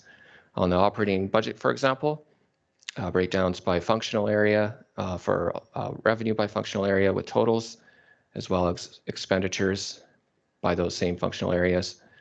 Some areas don't have revenues, and that's why you'll see more on the second page in terms of functions. And then we list some expenditure areas that are kind of a focus of MGA specific requirements. We provide this every interim and final budget approval document. And then some more detailed tax information as well. This was a little bit different this year, that we provided some historical information in terms of the last, I guess, 4 approved years plus the proposed interim budget in terms of the gross tax revenue by category. And then just to quickly go over to the capital side of things. This is the same high-level documentation of what you would have received in those comprehensive packages that we provide that had all the project pages. And so what we do with this is take any of those adjustments that were noted earlier out of the budget, and we take out the project pages to provide just a summary of capital by the total organization, as well as then by the functional areas individually provided. Staff are available for any questions. Thanks for your presentation. Any questions for budget? We had 2 motions on the screen that were different than the package. So can you get that back up here?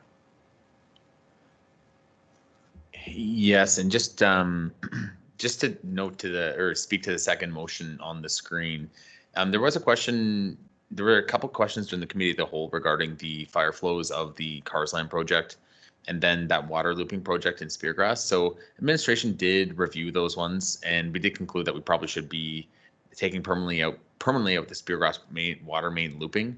We thought that was more of a developer requirement, and we do believe that they'll kind of complete that as they go forward. And then the Carsland one, we also reviewed that one as well. So that one may come back in a future year, but we're just going to remove it from 2024 for the time being. Thank you. Thanks for the clarification. I do have a question on the Speargrass water revenue. Is it in with Carsland water? It's not listed.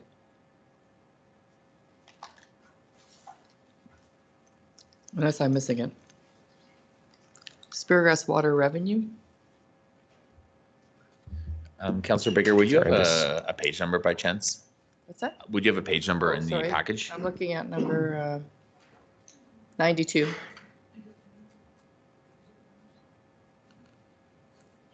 Maybe it's somewhere else, I don't know.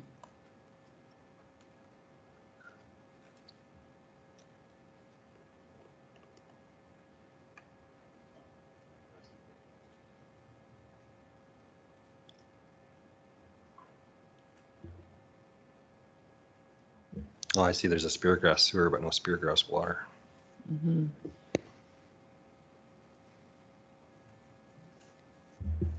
We can take a look into that one. We might just need a recess just to take a look to see if that one, the treatment of that one. We can park this and go on to some other agenda items and come back to it.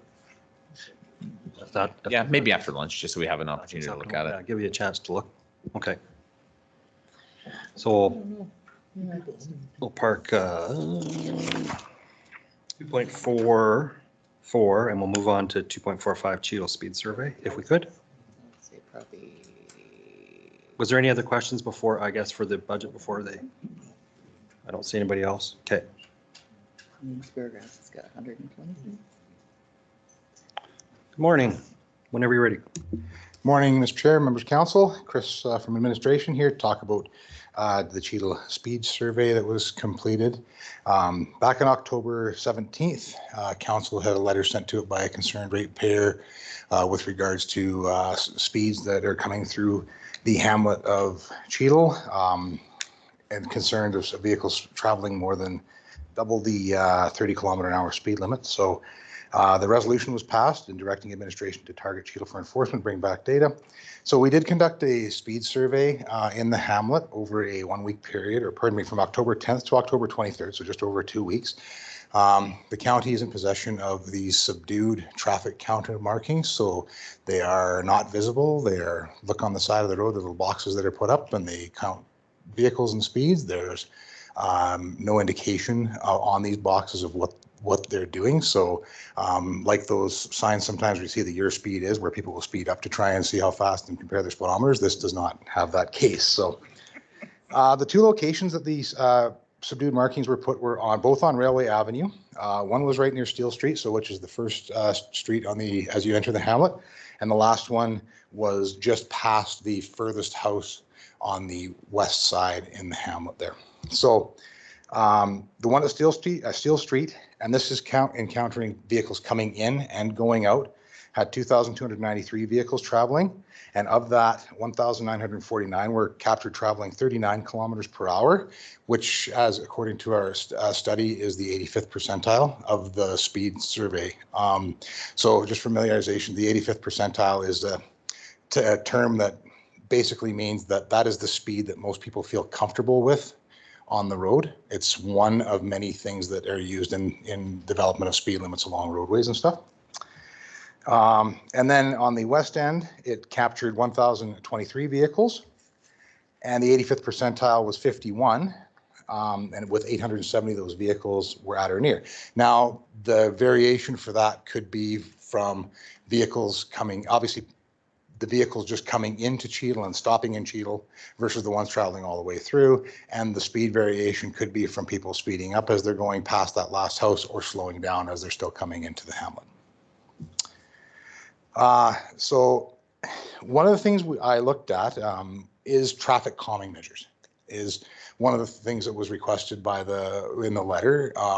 There are definitely options out there for traffic calming measures. I've included pictures in the package of a few of the different things. So speed bumps is one of the things that can be looked at. They can be put in strategic locations throughout the area. They can be mounted permanently or temporarily, depending on how they are. There's some rubber that are some concrete. The negative part of them is that they would cause interference with snow removal and any other maintenance that would be required on there. Raised intersections, which is another thing that was looked at. It's been seen in a lot of urban municipalities where they'll take and they'll build up a concrete or a pavement at the intersections, forcing you to slow down as you go. There's larger speed bumps, for lack of a better term.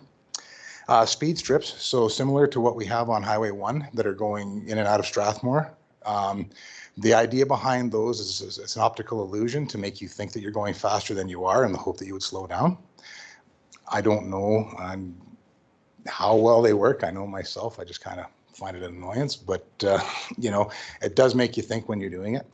And then another thought that I found, idea was choker or pinch points, which is like in the photo there, you can narrow the roadway down. You can put bullet or barriers in the middle of the roadway that would force you to go on, like miniature traffic circles and so on and so forth. That's basically what we found out of that. On the speeds, there definitely were a few vehicles that were traveling in excess, but definitely nowhere near what we anticipated and based on the complaint. Like the maximum speed, pardon me, that was found on the Steele Street was 77 kilometers an hour, and then the maximum speed found on the by the other place was 80 kilometers an hour. So that's definitely extreme, but the average in the 85th percentile was definitely within that 10 kilometer an hour speed limit, plus or minus kind of thing. So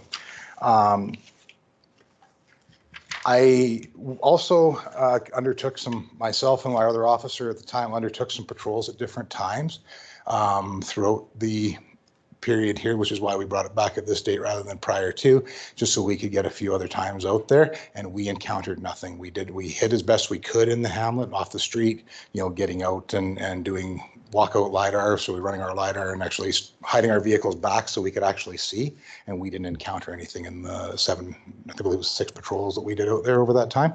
We didn't encounter anybody exceeding the speed limit. So not saying there isn't, but it shows that there is there is a slight issue, but it's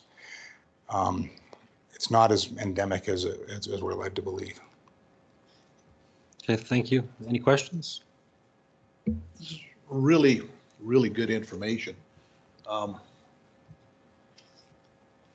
quite surprised that, because if you just look at the numbers by themselves, you just say 85% are sort of speeding, but they're 7.5 kilometers, which is like 4 miles an hour over the speed limit. Shows pretty good compliance. Understandable that the top end of to the west side site, because you're coming off a gravel road, speed limit on a gravel road is 80 kilometers an hour, so that isn't surprising. I think that from what I can see here, I can justify saying, let's just maybe look at a little bit of enforcement, and I will talk to the community members and I mean, putting traffic calming deal on the fact that people are going. I think it's still sort of a public education kind of thing. I think that's if we leave that flashing sign out there that tells people what their speed is, I think it just is a reminder. I know that when I drive through there that it is difficult, because when you come in from the west and you're heading east, come off of that gravel road, it is, because you're driving what the road feels like you should be able to drive. So yeah, I'm more than happy to be able to share these numbers with the residents, and I don't think we need to do any traffic calming at this time. I know that a year and a half from now, we could very well have 240 connecting through to through that once, like, so the construction's 2025. I mean, I think that'll take an awful lot of that of the traffic through the hamlet away. So I'm good. I really thank you for the information, and I am surprised by it. So thank you. Councilor Priest. I was just going to ask, and I think you just answered it. So there is a flashing sign already saying your speed is whatever? Through the chair, yes, there is. It's placed right off of Highway 24. It faces east, but it's capturing westbound traffic. Exactly. I was just thinking of some simpler maybe solutions, like painting slow down on the road. I don't know. And like you said, it won't show up in winter, but I hope people are slowing down a little bit more in winter than they are in summer.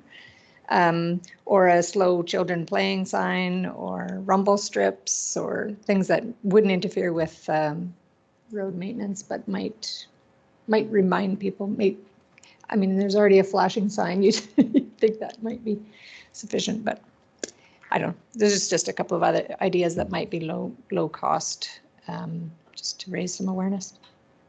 There will be a community meeting probably the first week in January, and I'll bring this back to them on that. And then I'll actually bring this report to them. And some of the members, like the one that's shown there, might have some merit. I just don't know. You see that video where the guy runs into a parked car, I'm not sure that's going to do any good for that particular individual, but I will bring this to the community, and like I said, I think they're going to have a really hard. They're probably not going to like the numbers, but I mean the survey is real. It's a really good. They're good. It's good data. So thank you.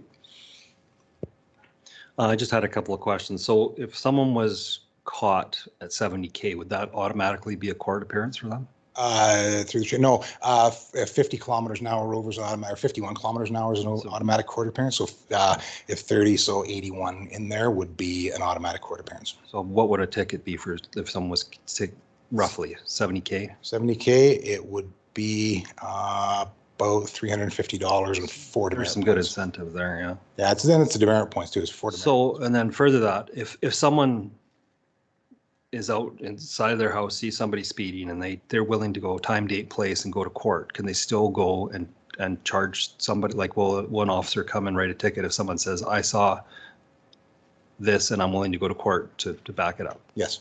Yeah, we will. There's twofold I wanted to mention in this is one of the concerns when they're brought forward.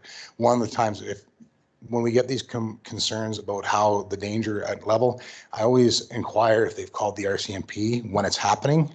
Yeah. And the answer is usually no. I try to recommend to residents that when they're seeing these things happen, phone right away. Following up with us a couple of days later or a day later is important as well. And the RCMP will also follow up with us in certain circumstances as well. But to have it reported right away, I mean, you never know. There might be a member close by, or even calling us right away, there might be somebody close by as well, and we can get in. And the best evidence, of course, is visual, and if a person is absolutely willing, if they're able to get a license plate number, a time, date, and provide a written statement and are willing to go to court, we will absolutely lay a charge on their behalf. Thank you. I always try to do that because being an elected official, with we got emails with pictures and things like, I'm not the person writing the ticket. And that's the first thing I always ask is, did you send this to the appropriate people as it's happening? Like, well, it's fresh in your mind. Hey, I just saw this vehicle.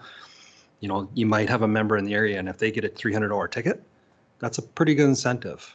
But, and of course it goes against your driver record if you're a professional driver too. So usually it's 1 or 2 bad apples, but once that's people get known of it, I can think of Nightingale Road when it first got paved. It was like a drag race and a few people got caught, and now it's pretty good. So, but it goes in cycles. So any further questions?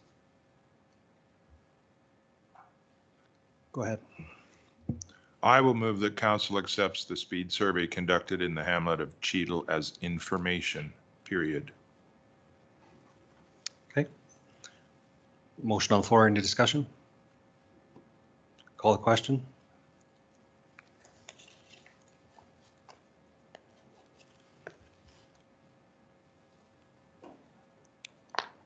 That's carried. Thank you for the work. Thank you for your time today.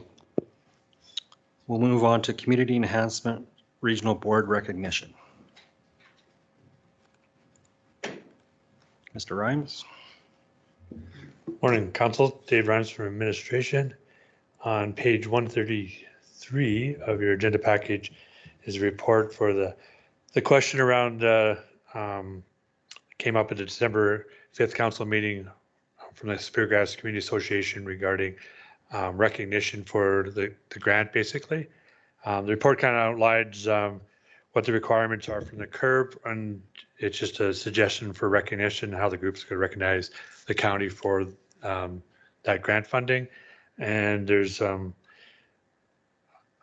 common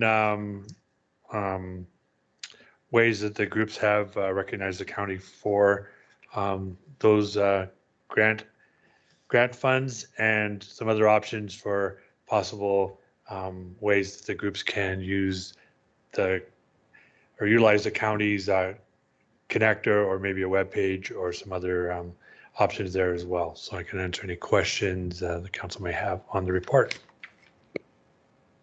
Thank you. Any questions? No, and thanks for the work that's been done on this. I'll move that council accept the Community Enhancement Regional Board recognition report as information. There's a motion before us. Any questions? I will call the question.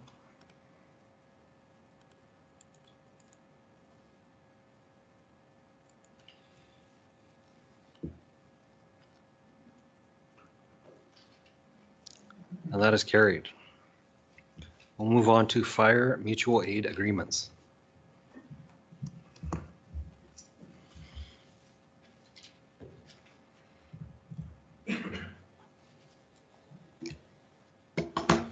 Good morning, Council. Good morning, sir.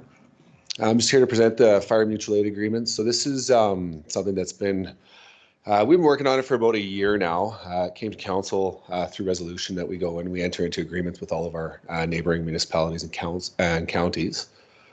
So before you, the presentation before you is that recommendation is council approves the mutual aid agreements with the town of Strathmore, Vulcan County, Foothills County, Kneehill County, Starland County, special areas, the County of Newell, the City of Chestermere, Rockview County, and Siksika Nation, and authorizes the Reeve and Chief Administrative Officer to sign the agreements on its behalf. So I'm just trying to fix this here.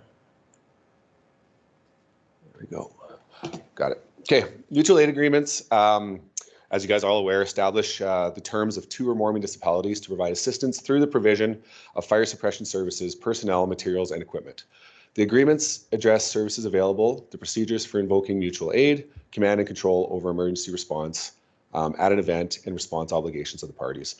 So essentially what this does is just basically allows us to cross borders and not have the liability if something happens for us responding into another county and for another county responding into us as well.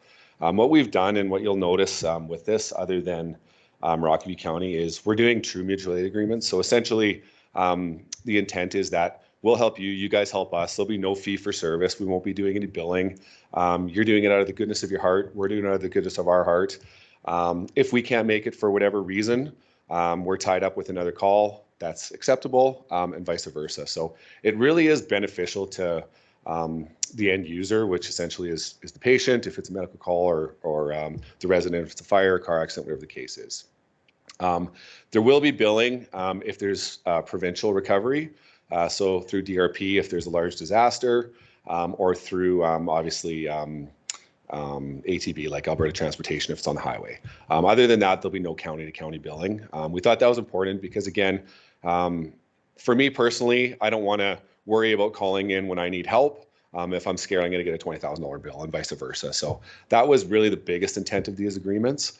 The agreements are pretty much similar across the board, other than some textual changes between them. Obviously, dealing with certain counties, there's the odd word, but they're very, very similar for 8 of them, which is good. I did kind of want to present it so that we could develop the drafts, be the original signatories, and then pass it on. That way, it's consistent, especially for me. I know when I'm calling in a county or a municipality, I kind of got them all memorized, which is nice. So now the intent is that they would go and sign it. We have presented it already to their administration, which all of the terms have been accepted. So now it's just simply a matter of going to council or their delegated signatory.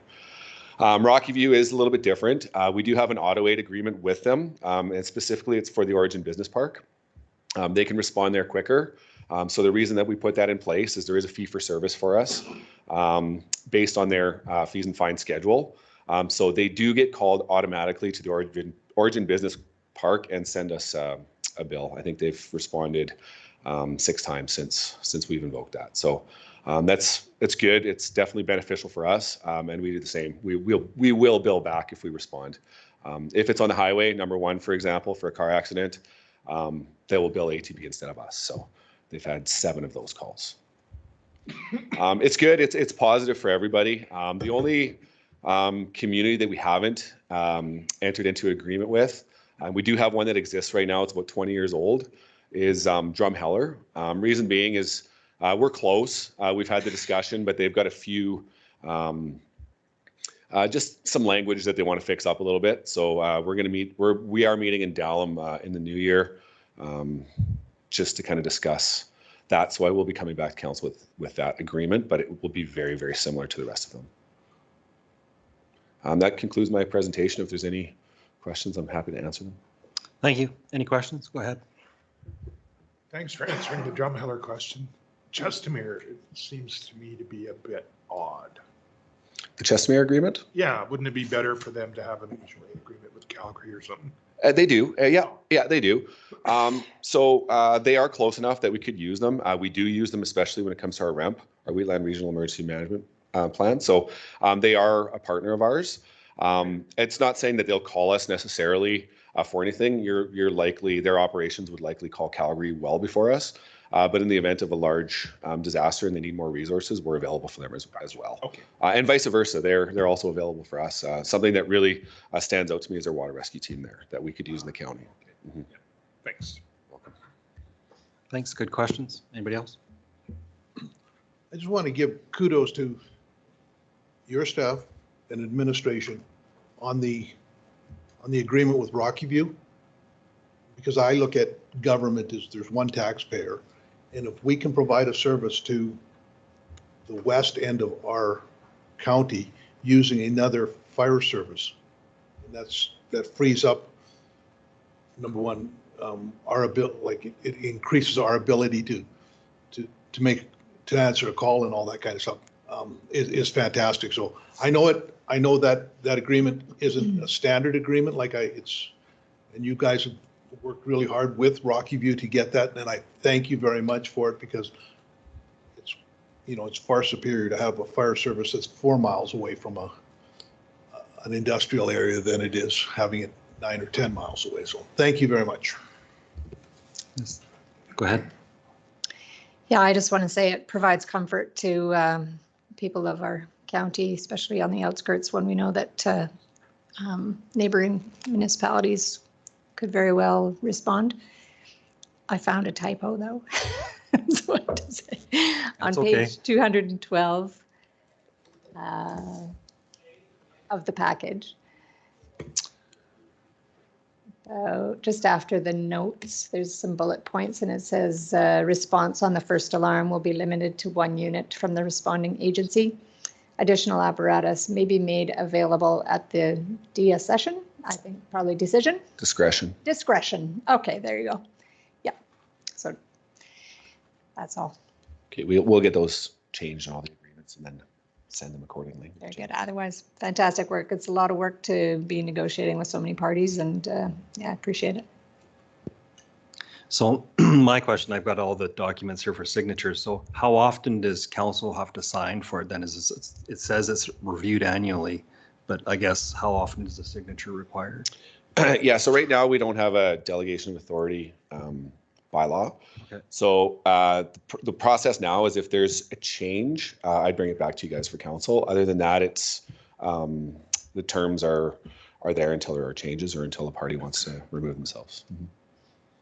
I remember years ago hearing about like a town apparatus responding to the county, and then the county residents would get the bill from the town, and I'm glad that there are no fees other than Rocky View, I understand, but they have a different structure than we do, but no, that's really good. So. Yeah, and through the chair, just to add to that, it is possible that this goes to another council and there's some small changes as well that I may be bringing back just for housekeeping. But yeah, I don't anticipate much because like I said, a lot of the work has been done, but it is possible that a council may catch something else by the time it gets to that level. So these are all coming up at once. Were they all out of date, or just the way it worked? Like usually these things stagger. Yeah, so that was kind of my intent so administratively, I wanted to bring them all together. That way for me, administratively, it's easy. I know, annually it's mutual aid time. And they were, so the two most current ones we had were Rocky View and Vulcan. Everything else, we either didn't have a mutual aid agreement or they were extremely outdated. Okay, perfect. Thank you. Any further questions? There's a motion before us if someone wants to make it. I'll move that council approves the mutual aid agreements with the town of Strathmore, Vulcan County, Foothills County, Nehill County, Starland County, special areas, the County of Newell, the City of Chestermere, Rocky View County, and Siksika Nation, and authorizes the Reeve and Chief Administrative Officer to sign the agreements on its behalf. This motion before us. Any questions? I will call the question.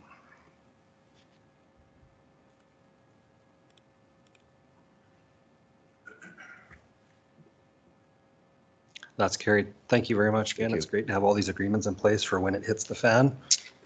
Exactly. So it's nice to know who's going to do what. Thank you. We'll move on to public hearing notification procedure.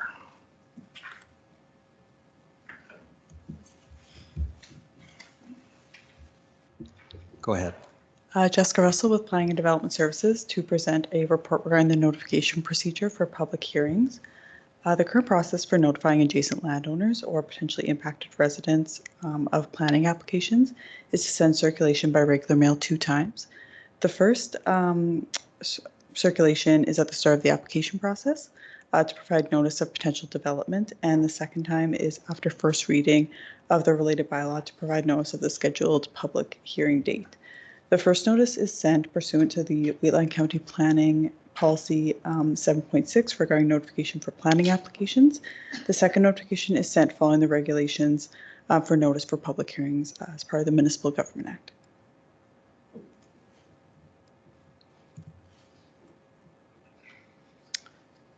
Section 606 of the Municipal Government Act, or the MGA, allows for notice of a public hearing to be advertised by publication in a local newspaper, a mail out to every potentially impacted resident, or by another method provided for in a bylaw.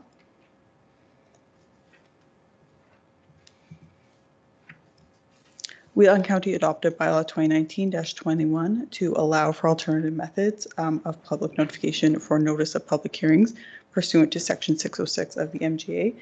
Bylaw 2019-21 allows administration to advertise for public hearings through a variety of methods, which may be used instead of or in addition to the provisions of the MGA. Pursuant to bylaw 2019-21, which is regulated by section 606.1 of the MGA, notification by regular mail to every potentially impacted resident is not required as long as administration provides notice through the alternative methods provided. Administration utilizes sending notice by regular mail because it is the most reliable method to ensure that landowners are informed of potential development. However, there are notices mailed for public hearings where the related bylaw has a low potential impact to residents and administration receives few responses. These cases are for usually minor land use bylaw amendments to correct inconsistencies or typos. Administration proposes that in select instances such as minor land use bylaw amendments, that the second circulation by regular mail be omitted in accordance with section 606 of the MGA and Wheatland County's public notification bylaw 2019-21. This concludes the presentation of this report, and I am available for any questions. Thank you. Thank you very much. Any questions? Everybody's quiet. So this is just for those minor textual amendments, things like that, things that people are likely not to be opposed to, I guess. Yes. And I just want to clarify. So we talk about 2 letters. There's one at the start of the application, and then the second is when we have a public hearing. You're saying to omit the second letter, but we would be sending the letter when we know about the public hearing. Is that right? Or would we be, which one would we actually be sending? The one when we know it's going to come, or that we know there's a public hearing? The first circulation, so the one once we receive the application, and then to omit the second mail out in favor of other advertising methods. So, but doesn't it say that the MGA requires us to send a notification, or you're just saying that it would be notified otherwise? Is that how we're saying? Yes, it would be through alternative method. Yes. Yes, just to clarify, through the MGA 606, it's either or. You don't have to do both. You can either mail out or you can advertise. We do both. Oh, okay. But you do not have to do both. So a letter would be sent out when we know there's going to be some minor change, and then we would maybe advertise that the public hearing is going to. We would always advertise the public hearing, Okay. and there was mention that we'd post it on our website as well. Right. Okay, I totally understand. Thank you. Yeah, and it's a great point that planning and development brought forward. It's just the scope of the notification. So that second mail out, it would probably cost around $5,000 in postage, envelopes. So ultimately, if that happens twice a year, the county's saving $10,000, and really trying to drive it back into the strategic plan of just financial stewards, basically. So thank you.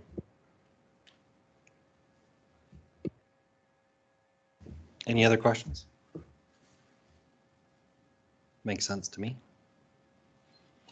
I'll make the motion that council directs administration to use the provisions of the public notification bylaw 2019-21 for public hearing advertisements, proposing minor amendments and requiring a countywide notification area.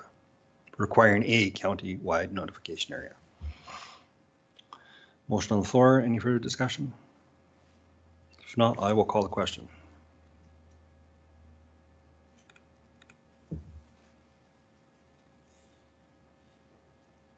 And that's carried. We'll move on. Do we get enough time for Goldfinch Industrial? I believe so, yes. We can move on to there.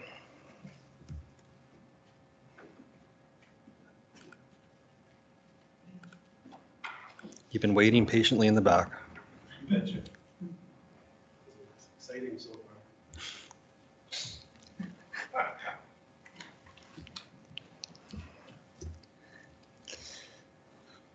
Go ahead, sir. Thank you. Good morning, Council. Bryce from Administration presenting Goldfinch Industrial Park raw water supply. Wheatland County has engaged an engineering consultant to identify and plan a raw water supply line for the Goldfinch ASP aimed at fostering development activities in the region. Over the past number of months, the consulting team has diligently scouted potential well sites along the Bow River, prioritizing sites near existing Wheatland County right-of-ways. And after careful consideration, a specific location was chosen as a promising water source, having sufficient flow rates to meet the county's near-term raw water supply demands.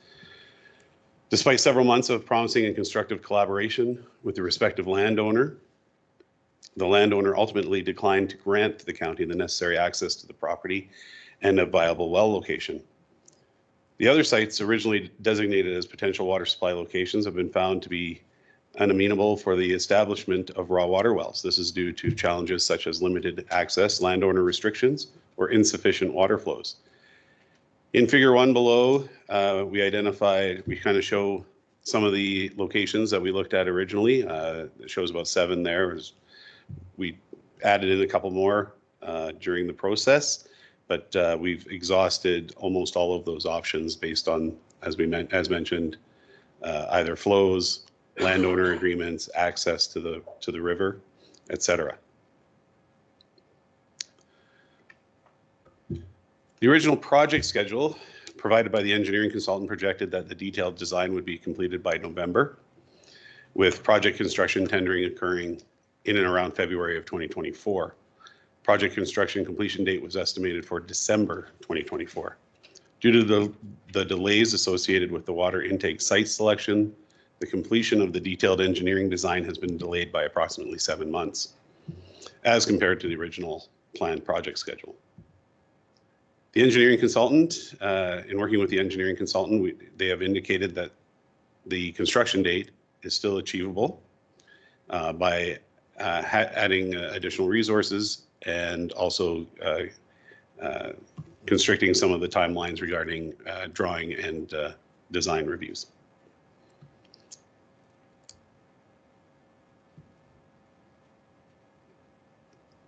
Due to project time delays arising from the unsuccessful attempt to pinpoint suitable river diversion point, administration has directed efforts towards re-examining alternative sources.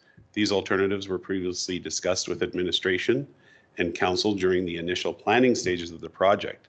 However, due to their initially higher estimated costs, they were dismissed as less preferred options prior to the commencement of the aforementioned water diversion site investigations. The remaining most viable raw water source options being explored are new wells adjacent to the county's existing Speargrass water intake wells and the Western Irrigation District's Dalmead Lake or Langdon Reservoir. We kind of interchange those terms, but they mean the same body of water. Conceptual pipeline routing for each of these two options is shown below. So in figure 2 shows, again, very conceptual routing of a pipeline, transmission pipeline, down to the existing Speargrass site. Currently, for the Speargrass water treatment plant that services Speargrass and Carsland, the county has 3 wells along the river. We're proposing and investigating potentially putting new wells west of that location, but still on county-owned property in that area.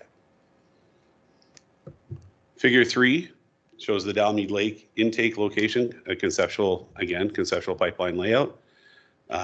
This would involve access to the reservoir or lake, intake structure, and then pumping down into the Goldfinch area.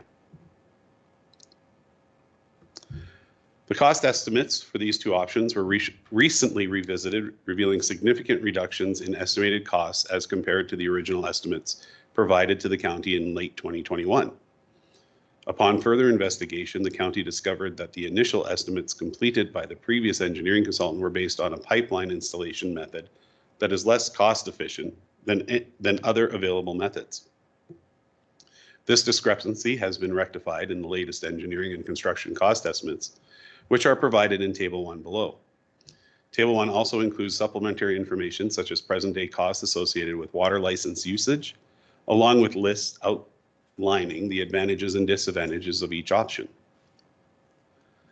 For comparison purposes, the rightmost column in Table 1 provides information on the originally proposed river intake option, along with its updated cost estimate. However, it is worth noting that this option is no longer considered feasible for meeting the required project timelines, as mentioned before. So through Table 1, we have the three options, as mentioned, the Speargrass and Dalmead Lake options, pricing for each option,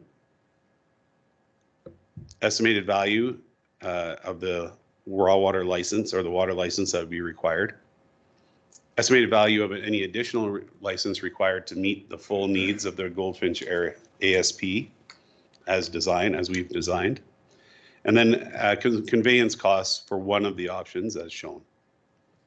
Some of the advantages for each option, I'll start with the Speargrass option. Water diversion point at existing county-owned land, so no landowner agreements required for that portion. Likelihood of adequate well flow rates based on our existing wells that we've looked at. No change to existing water license diversion point, and as mentioned, likely no or limited private landowner agreements required. As for the advantages of the Dalmead Lake option, year-round access to water supply in the reservoir, utilizes the county's current WID water allocation that we already have in place. Use of the Bow River Service water license will not be required, so it continues to free up that license that we currently have. Anticipate fewer restrictions on diversion rates and volumes compared to river licenses. Better potential to serve multiple ASPs in the future, including potentially even West Highway 1 or others. Minimal private landowner agreements required, possibly none. And also we highlighted no CP rail crossings agreements required, which any option that comes from the riverside would require us to cross CP rails. Administration has recently discussed the Dalmead Lake option with the general manager of the Western Irrigation District, who assured county staff that the WID would support the county installing an outfall structure in Dalmead Lake. He also indicated that the WID would be available to work with the county in reviewing and determining the outfall structure location along with any other design details of interest to the WID.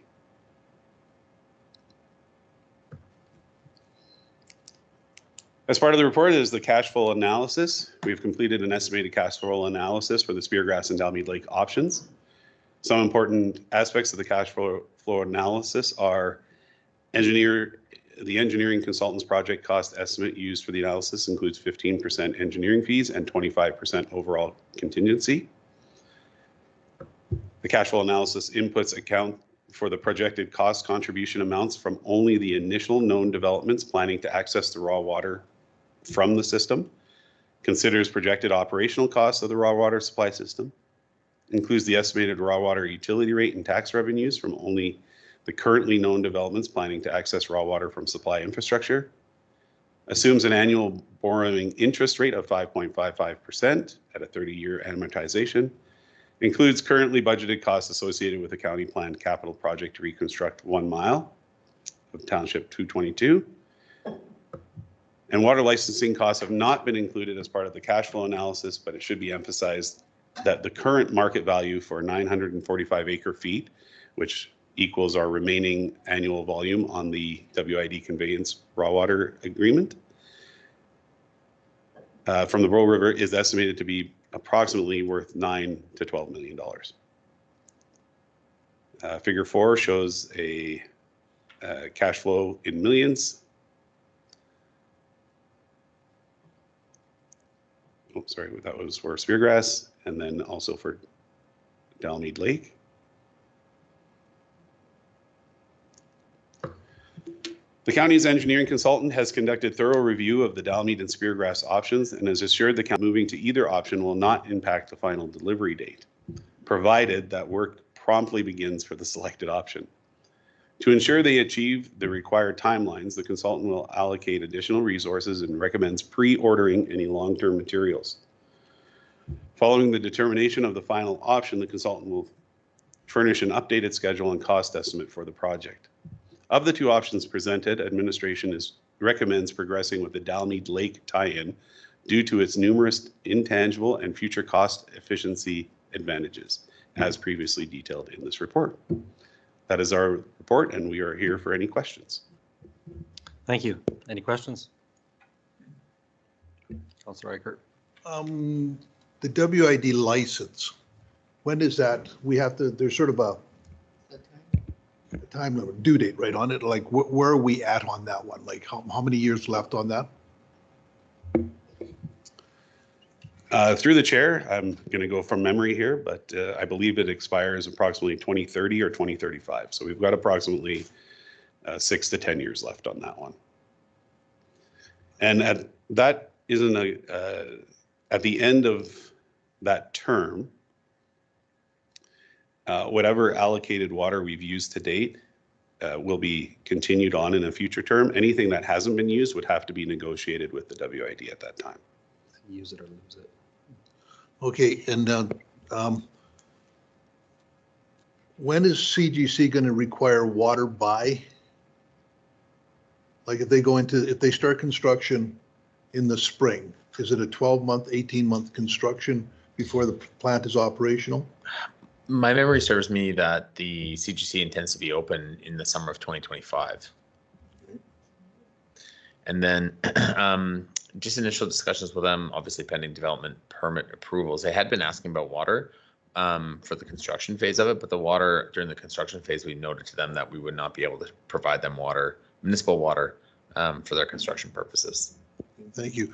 So on the pricing of the costing of this pipeline, like this is sort of if I read that report right, they're saying that if we make a decision today, that by the end of next year, let's say the beginning of 2025, the pipeline would be operational?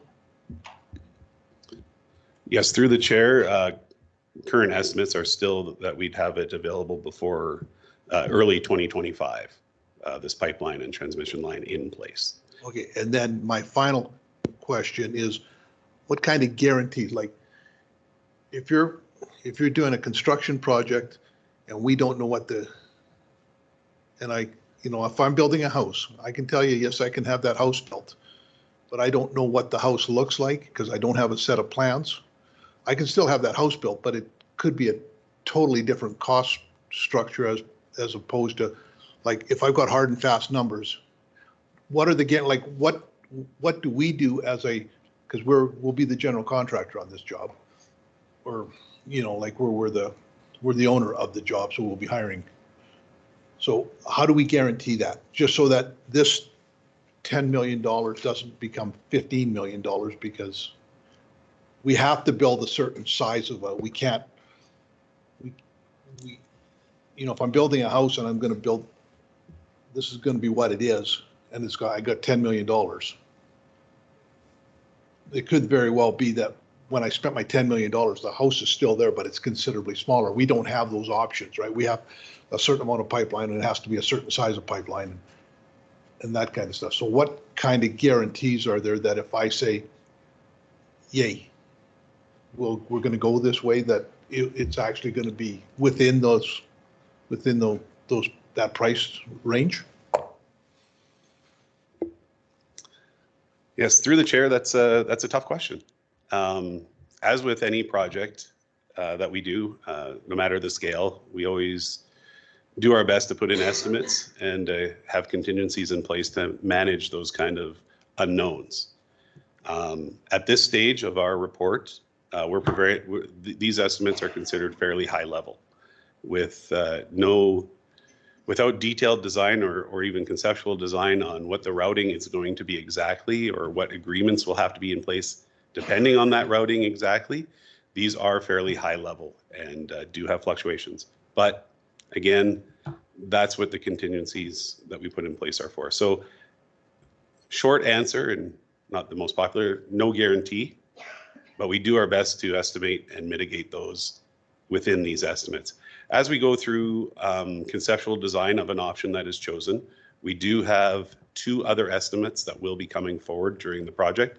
One is scheduled to be at the end of the conceptual design, which would take place after we make this determination today. The next estimate will come after detailed design, before we tender. That'll be a much more accurate estimate. And those estimates just get more and more accurate as we go through this. But the contingencies that we put in place are our best guess at mitigating those unknowns. Sorry, Shannon first, then. My question is, so about the $10 million for Dalmead. Back in whenever, December 2022 or whatever, looked like it was 20 million. Like, so what is it that's changed there to bring it down so drastically? Maybe I'm mistaken, but I was just looking back in the reports from before. And I guess I'm curious, is this pipeline, do we need a pump house? Is this an increased size of the reservoir? Is it all of those things? And so. Okay. So through the chair, as mentioned in the report, the original estimates really were even more high level than what we have today.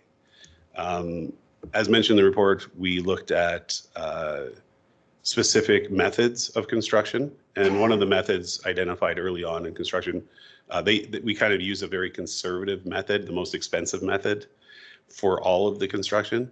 That is not going to be the case. So through further review and having our engineering teams and consultants on site and looking at actual locations or potential locations, they've been able to put those into a better, more accurate estimates. And again, they will get more and more accurate with the more information they gather. As far as what the project would entail, for the Dalmead Lake option, we're not expecting any improvements or updates to the reservoir itself. According to our information, our understanding is that the reservoir has capacity for our needs and our conveyance agreement, plus more if required. And there will be a requirement for some pump houses. All the options kind of have those same requirements.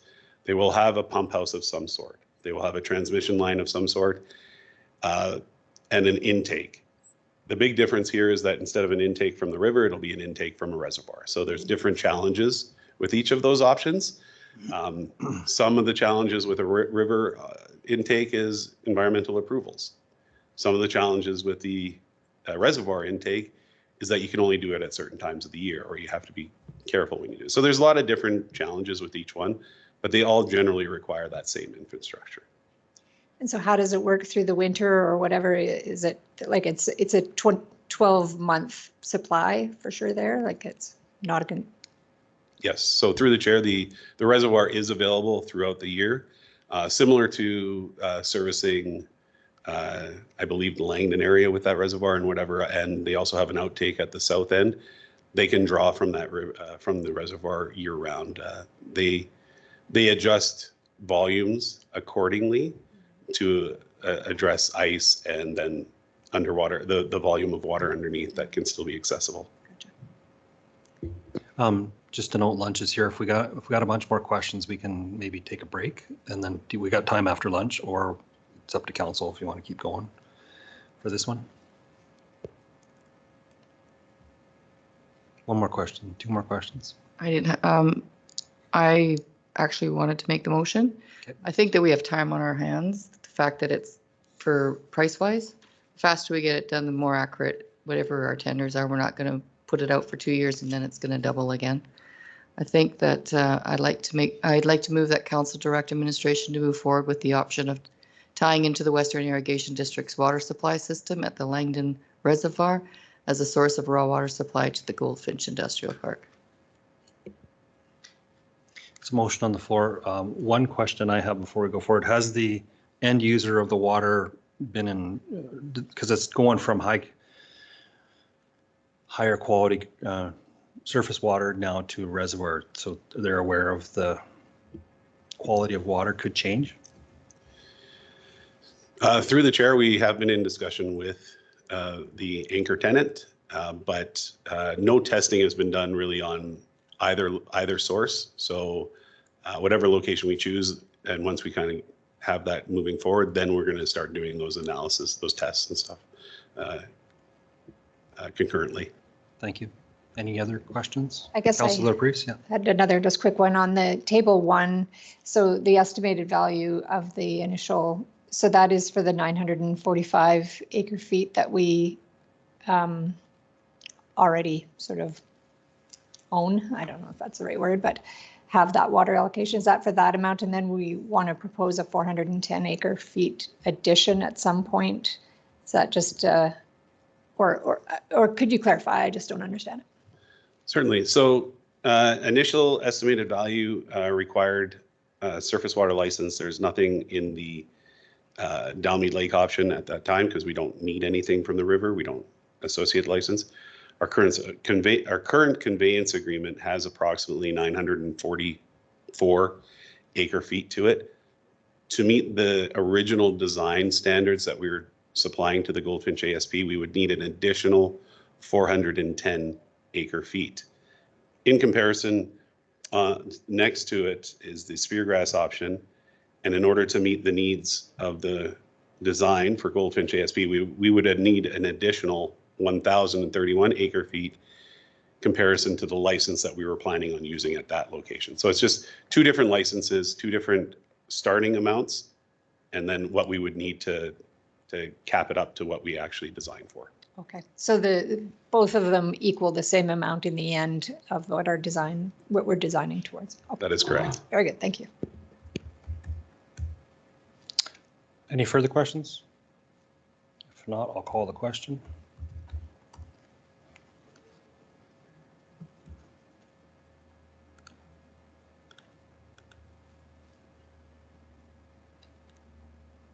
And that's carried. Thank you very much. Lunch is here. We'll come back. We'll recess for lunch till 1 o'clock. Around there. Welcome back to council meeting. We will continue where we left off. I believe we'll go back to the interim operating budget 2024. There were some questions that were asked before lunch, and I believe staff have answers for them now.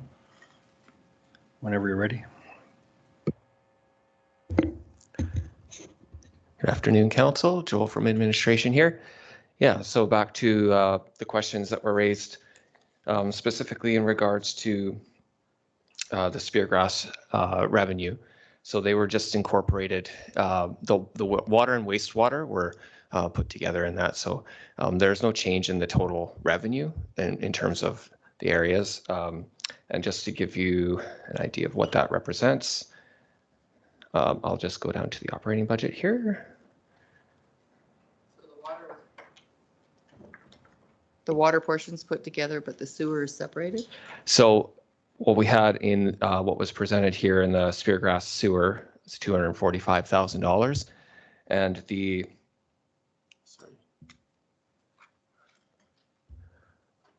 water portion of that total, just find the line item, for 2024 is $125,000. So that's incorporated in that initial number. They were merged together. So the totals are there, but they were just incorporated into the wastewater line, if that answers your question.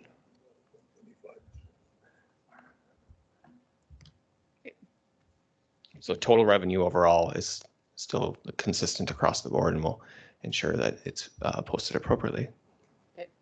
Thank you. Any other questions on the operating budget and capital budget? If not, there's two motions. I'll move that council approves the interim operating budget 2024 to 2026 as presented. I thought the package of information was excellent, just providing explanation of revenue and expenses, very comprehensive, and how it's changed from last year is really useful to see just how it's impacted, but it's very close, so it's good. Perfect. Motion on the floor. Any discussion? If not, I will call a question.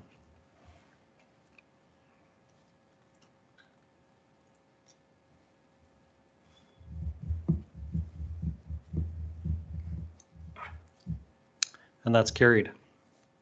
There's one more further motion that deletes some capital projects. If you can see it. That council approves the interim capital budget 2024 to 2028, excluding projects 214-10004 Speargrass Water Main Looping and 214-10001 Carsland Water Main Replacement as presented. Thank you. There's a motion on the floor. Any questions? I will call the question. Oh, was there a question? I was just going to say, again, it's just great information provided, and knowing that the budget is a little higher than last year, but it's necessary for the strategic plan that we have for providing water to the west side, and so it all makes sense to me. Perfect.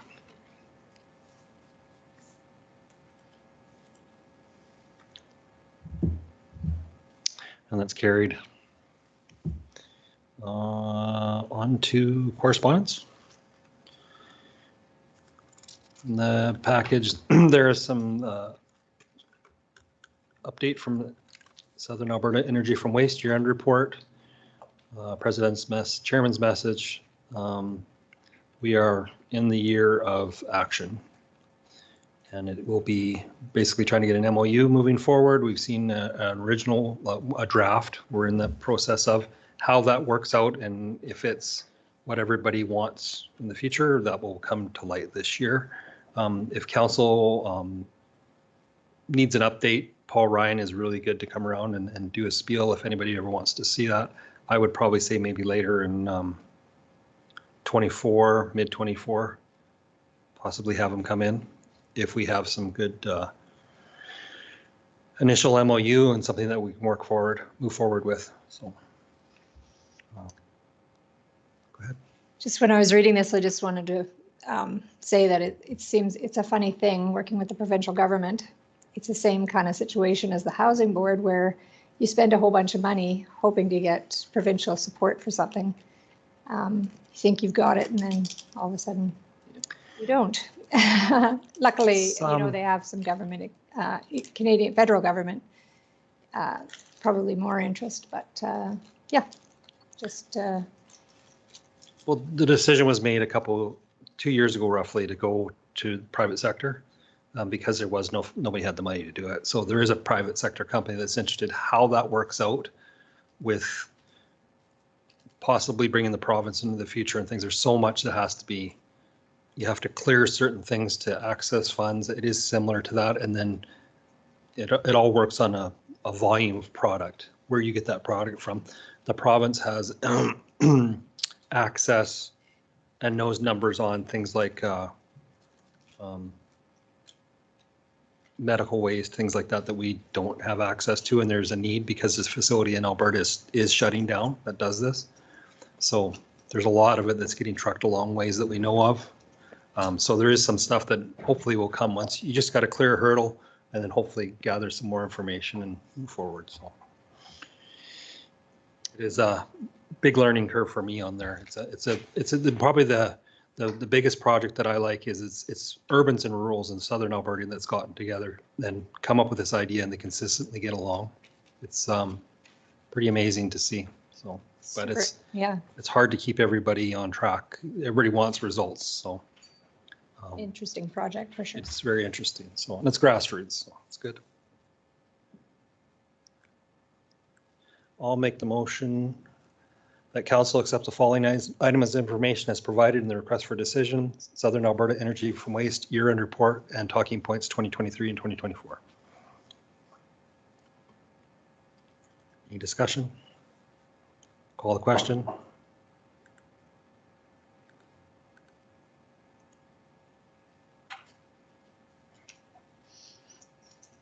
That's carried. I believe we've accomplished everything on the agenda. Accept our meeting. Yes, he's still on his way and scheduled. I think there was a little bit of a travel allotment, so if Minister Scow does show up prior to 2 p.m., we'll get him right on the Should schedule. we just recess this? Oh, yes, recess until he does show up. So we'll recess till Minister Scow shows up. If he happens to show up earlier, we'll reach out to we've linked online. Sure. So she can make it. And with that, we'll recess for now. We're back in regular council meeting at 2:02. Today, I'd like to welcome Joshua Scow's attendance in Wheatland County. Welcome to be here today. Just about. Well, thank you very much for the generous invitation. It's an honor to be with you. Thank you for hosting me. Is there anything that you want to, do you have a spiel you want to do, a big check for us? I don't know. I honestly don't know, but. Sure. I'm happy to give a bit of a recap.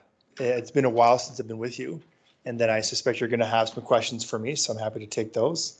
But we just finished our legislative session a week and a half ago now. We passed 9 bills through the legislature. A number of those, well, they're all very important bills, but in particular, our Pension Protection Act and the Taxpayer Protection Act, both of which really focus on protecting Albertans where it matters most, in their pocketbooks, in their home. And then, of course, on the streets with the Opioid Cost Recovery Act, which was really important because it helps us strengthen our case in recouping the costs that we've put towards combating this dangerous cycle and you know, the war on addiction, if I could call it that. And there are so many Albertans who are struck in this cycle of addiction, and we need to help them out. There are brothers and sisters, mothers and fathers, and children, and so it's important for us to help them out. So that was really important. Other than that, as the Minister of Tourism and Sport, which was a position that I assumed and was appointed to on June 9th, I've spent a lot of time on the road, traveling our beautiful province and also outside the province, selling Alberta and hoping to build more attractions and opportunities for people within Alberta, around the country and outside of and in European foreign destinations to come to Alberta and see what we have to offer, enjoy the lifestyles that we love to share with so many people, and really get that true, authentic Alberta experience. So that's taking me to Newfoundland with our federal, provincial, territorial meeting. That's taking me to Nova Scotia, where we announced we'll be hosting the 2023 North American Indigenous Games. Sorry, 2027, I apologize. It was 2023 when we announced it. And even survived a monsoon storm in Nova Scotia that weekend, which was the biggest one they've ever seen. And as someone who went to school in Nova Scotia, I've seen some storms out there, but that one was by far the worst. We were in British Columbia meeting with the Minister of Tourism there, talking about resort development.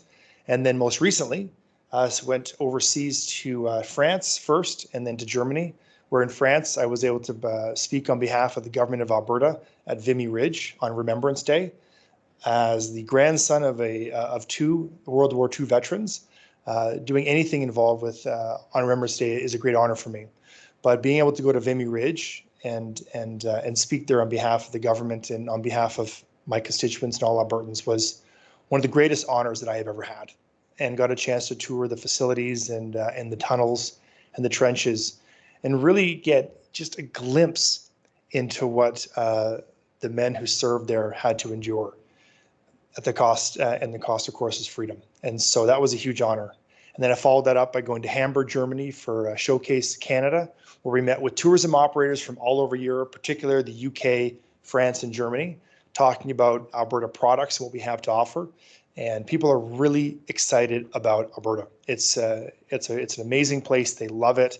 And not just, you know, kind of the crown jewels as we think of, which would be your Banff, Canmore, and your Lake Louise, or the Banff, Lake Louise, and Jasper, but what else we can develop outside of the national parks, because there's more to Alberta than just the mountains. And so working with them and selling Alberta. So there's a great future in tourism, and everybody has an opportunity to be involved in that. So that's really what my life has been like for the last long time. I've been hearing from constituents they haven't seen me, and I said, look, my wife said the same thing, you know. But as we get closer to Christmas and the break here, I'm hoping to wrap things up a little bit, take some time with my family and visit with them, be with them, and then of course get back into it in the new year. So with that, I do, as always, very much appreciate the invitation to join you as a council. You always have very close connections with your constituencies and valuable information to share, and I love working with you. Happy to bring greetings on behalf of the government, and then of course happy to take any questions that you may have for me. Thank you.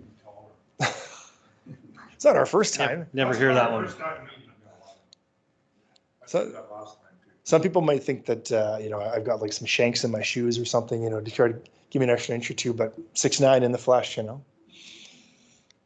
Well, I thank you for all your hard work you're doing for the province and the small area that you have for us as well. Any questions from the colleagues here, or anyone want to bring anything up? All right.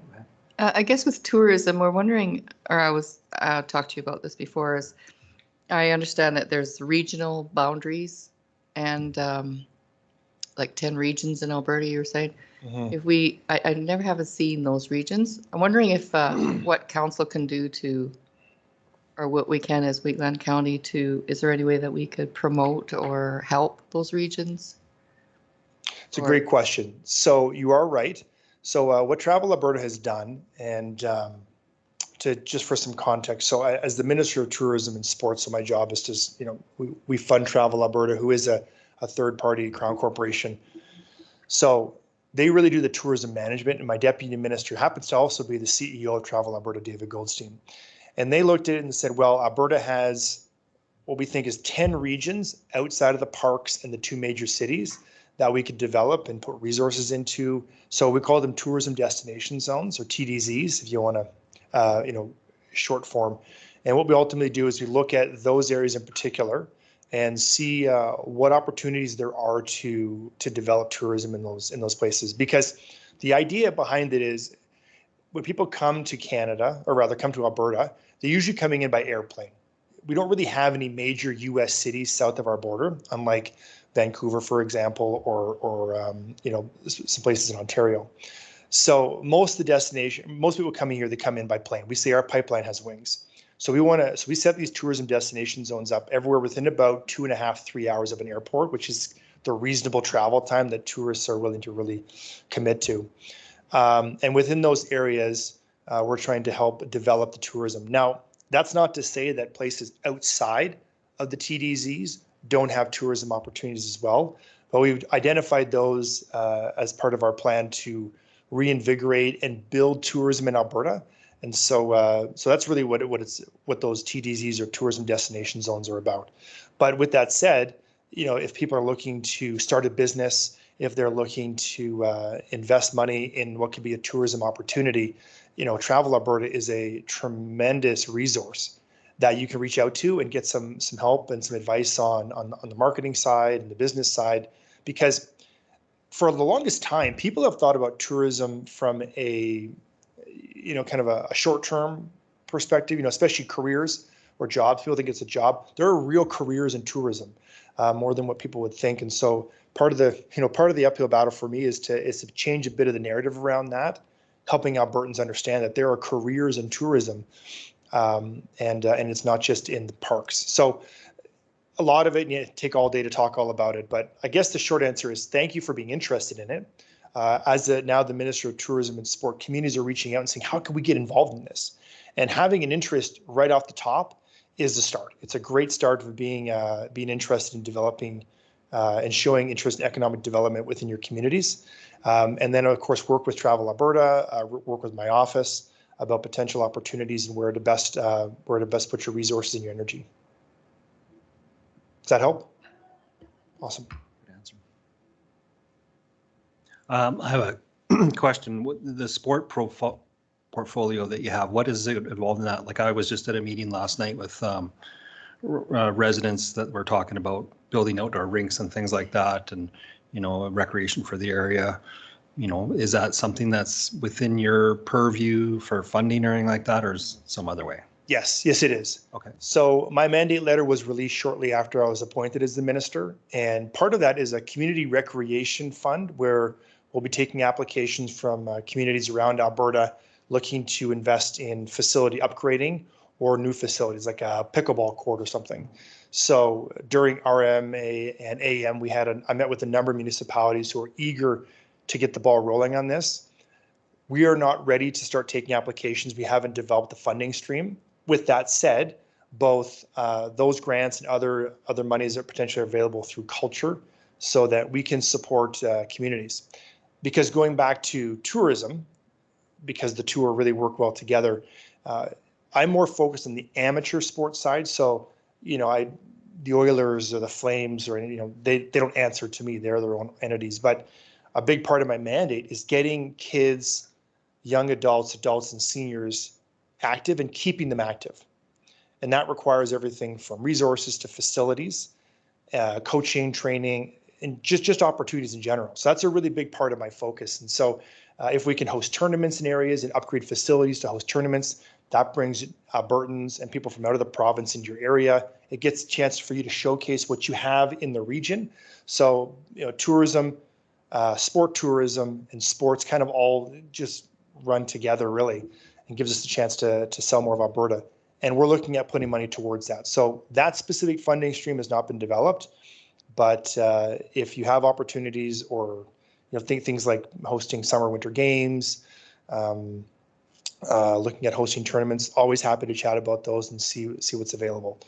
But I will say at the moment we don't have we don't have a lot of money at the sports ministry portfolio side, just given that we're still developing actually the ministry because it's been parsed out from two different files. But yeah, always happy to continue to chat about that and have offline conversations about opportunities. That's great. Thank you. Yeah. It's quiet. Any other questions? Deputy Reeve Clausen, Reeve Link, if I may. Go ahead. Good afternoon, Minister Schgau. Thank you for coming to our council chambers, and I apologize that I am not there today. Was under the weather overnight and not able to be there, so I apologize, but I'm very grateful you're there. And I also wanted to thank you for your participation in the open house that we had in Nemica earlier this year. We appreciate that and appreciate your engagement and the relationship with our county. My question for you is just around, obviously we have some higher profile investment that's happening in Wheatland County with de Havilland and with CGC building their wallboard plant, and certainly hearing discussions around sort of an aviation epicenter developing in our region. I guess just asking if you will help us advocate for some of the funding that we need to support infrastructure for those developments, and also just so that we can optimize and leverage sort of the concurrent opportunities that will come with those developments. So just looking for your thoughts on how we can optimize that economic development in this region. Yes. Without question. Obviously not kidding when I say yes, but on, be very serious with you. Yes, I'm very interested in the economic development of Wheatland County. I have to really commend this council and this and administration. You have worked very tirelessly to get and attract investment here. You've been successful in it, and I applaud that. That is huge. Wherever there's opportunities to continue helping you along that path, I'm here for you. You also have other MLAs that will also, I'm sure, not to put words in their mouth, but we all are invested in the success of Wheatland County and the other counties that we represent.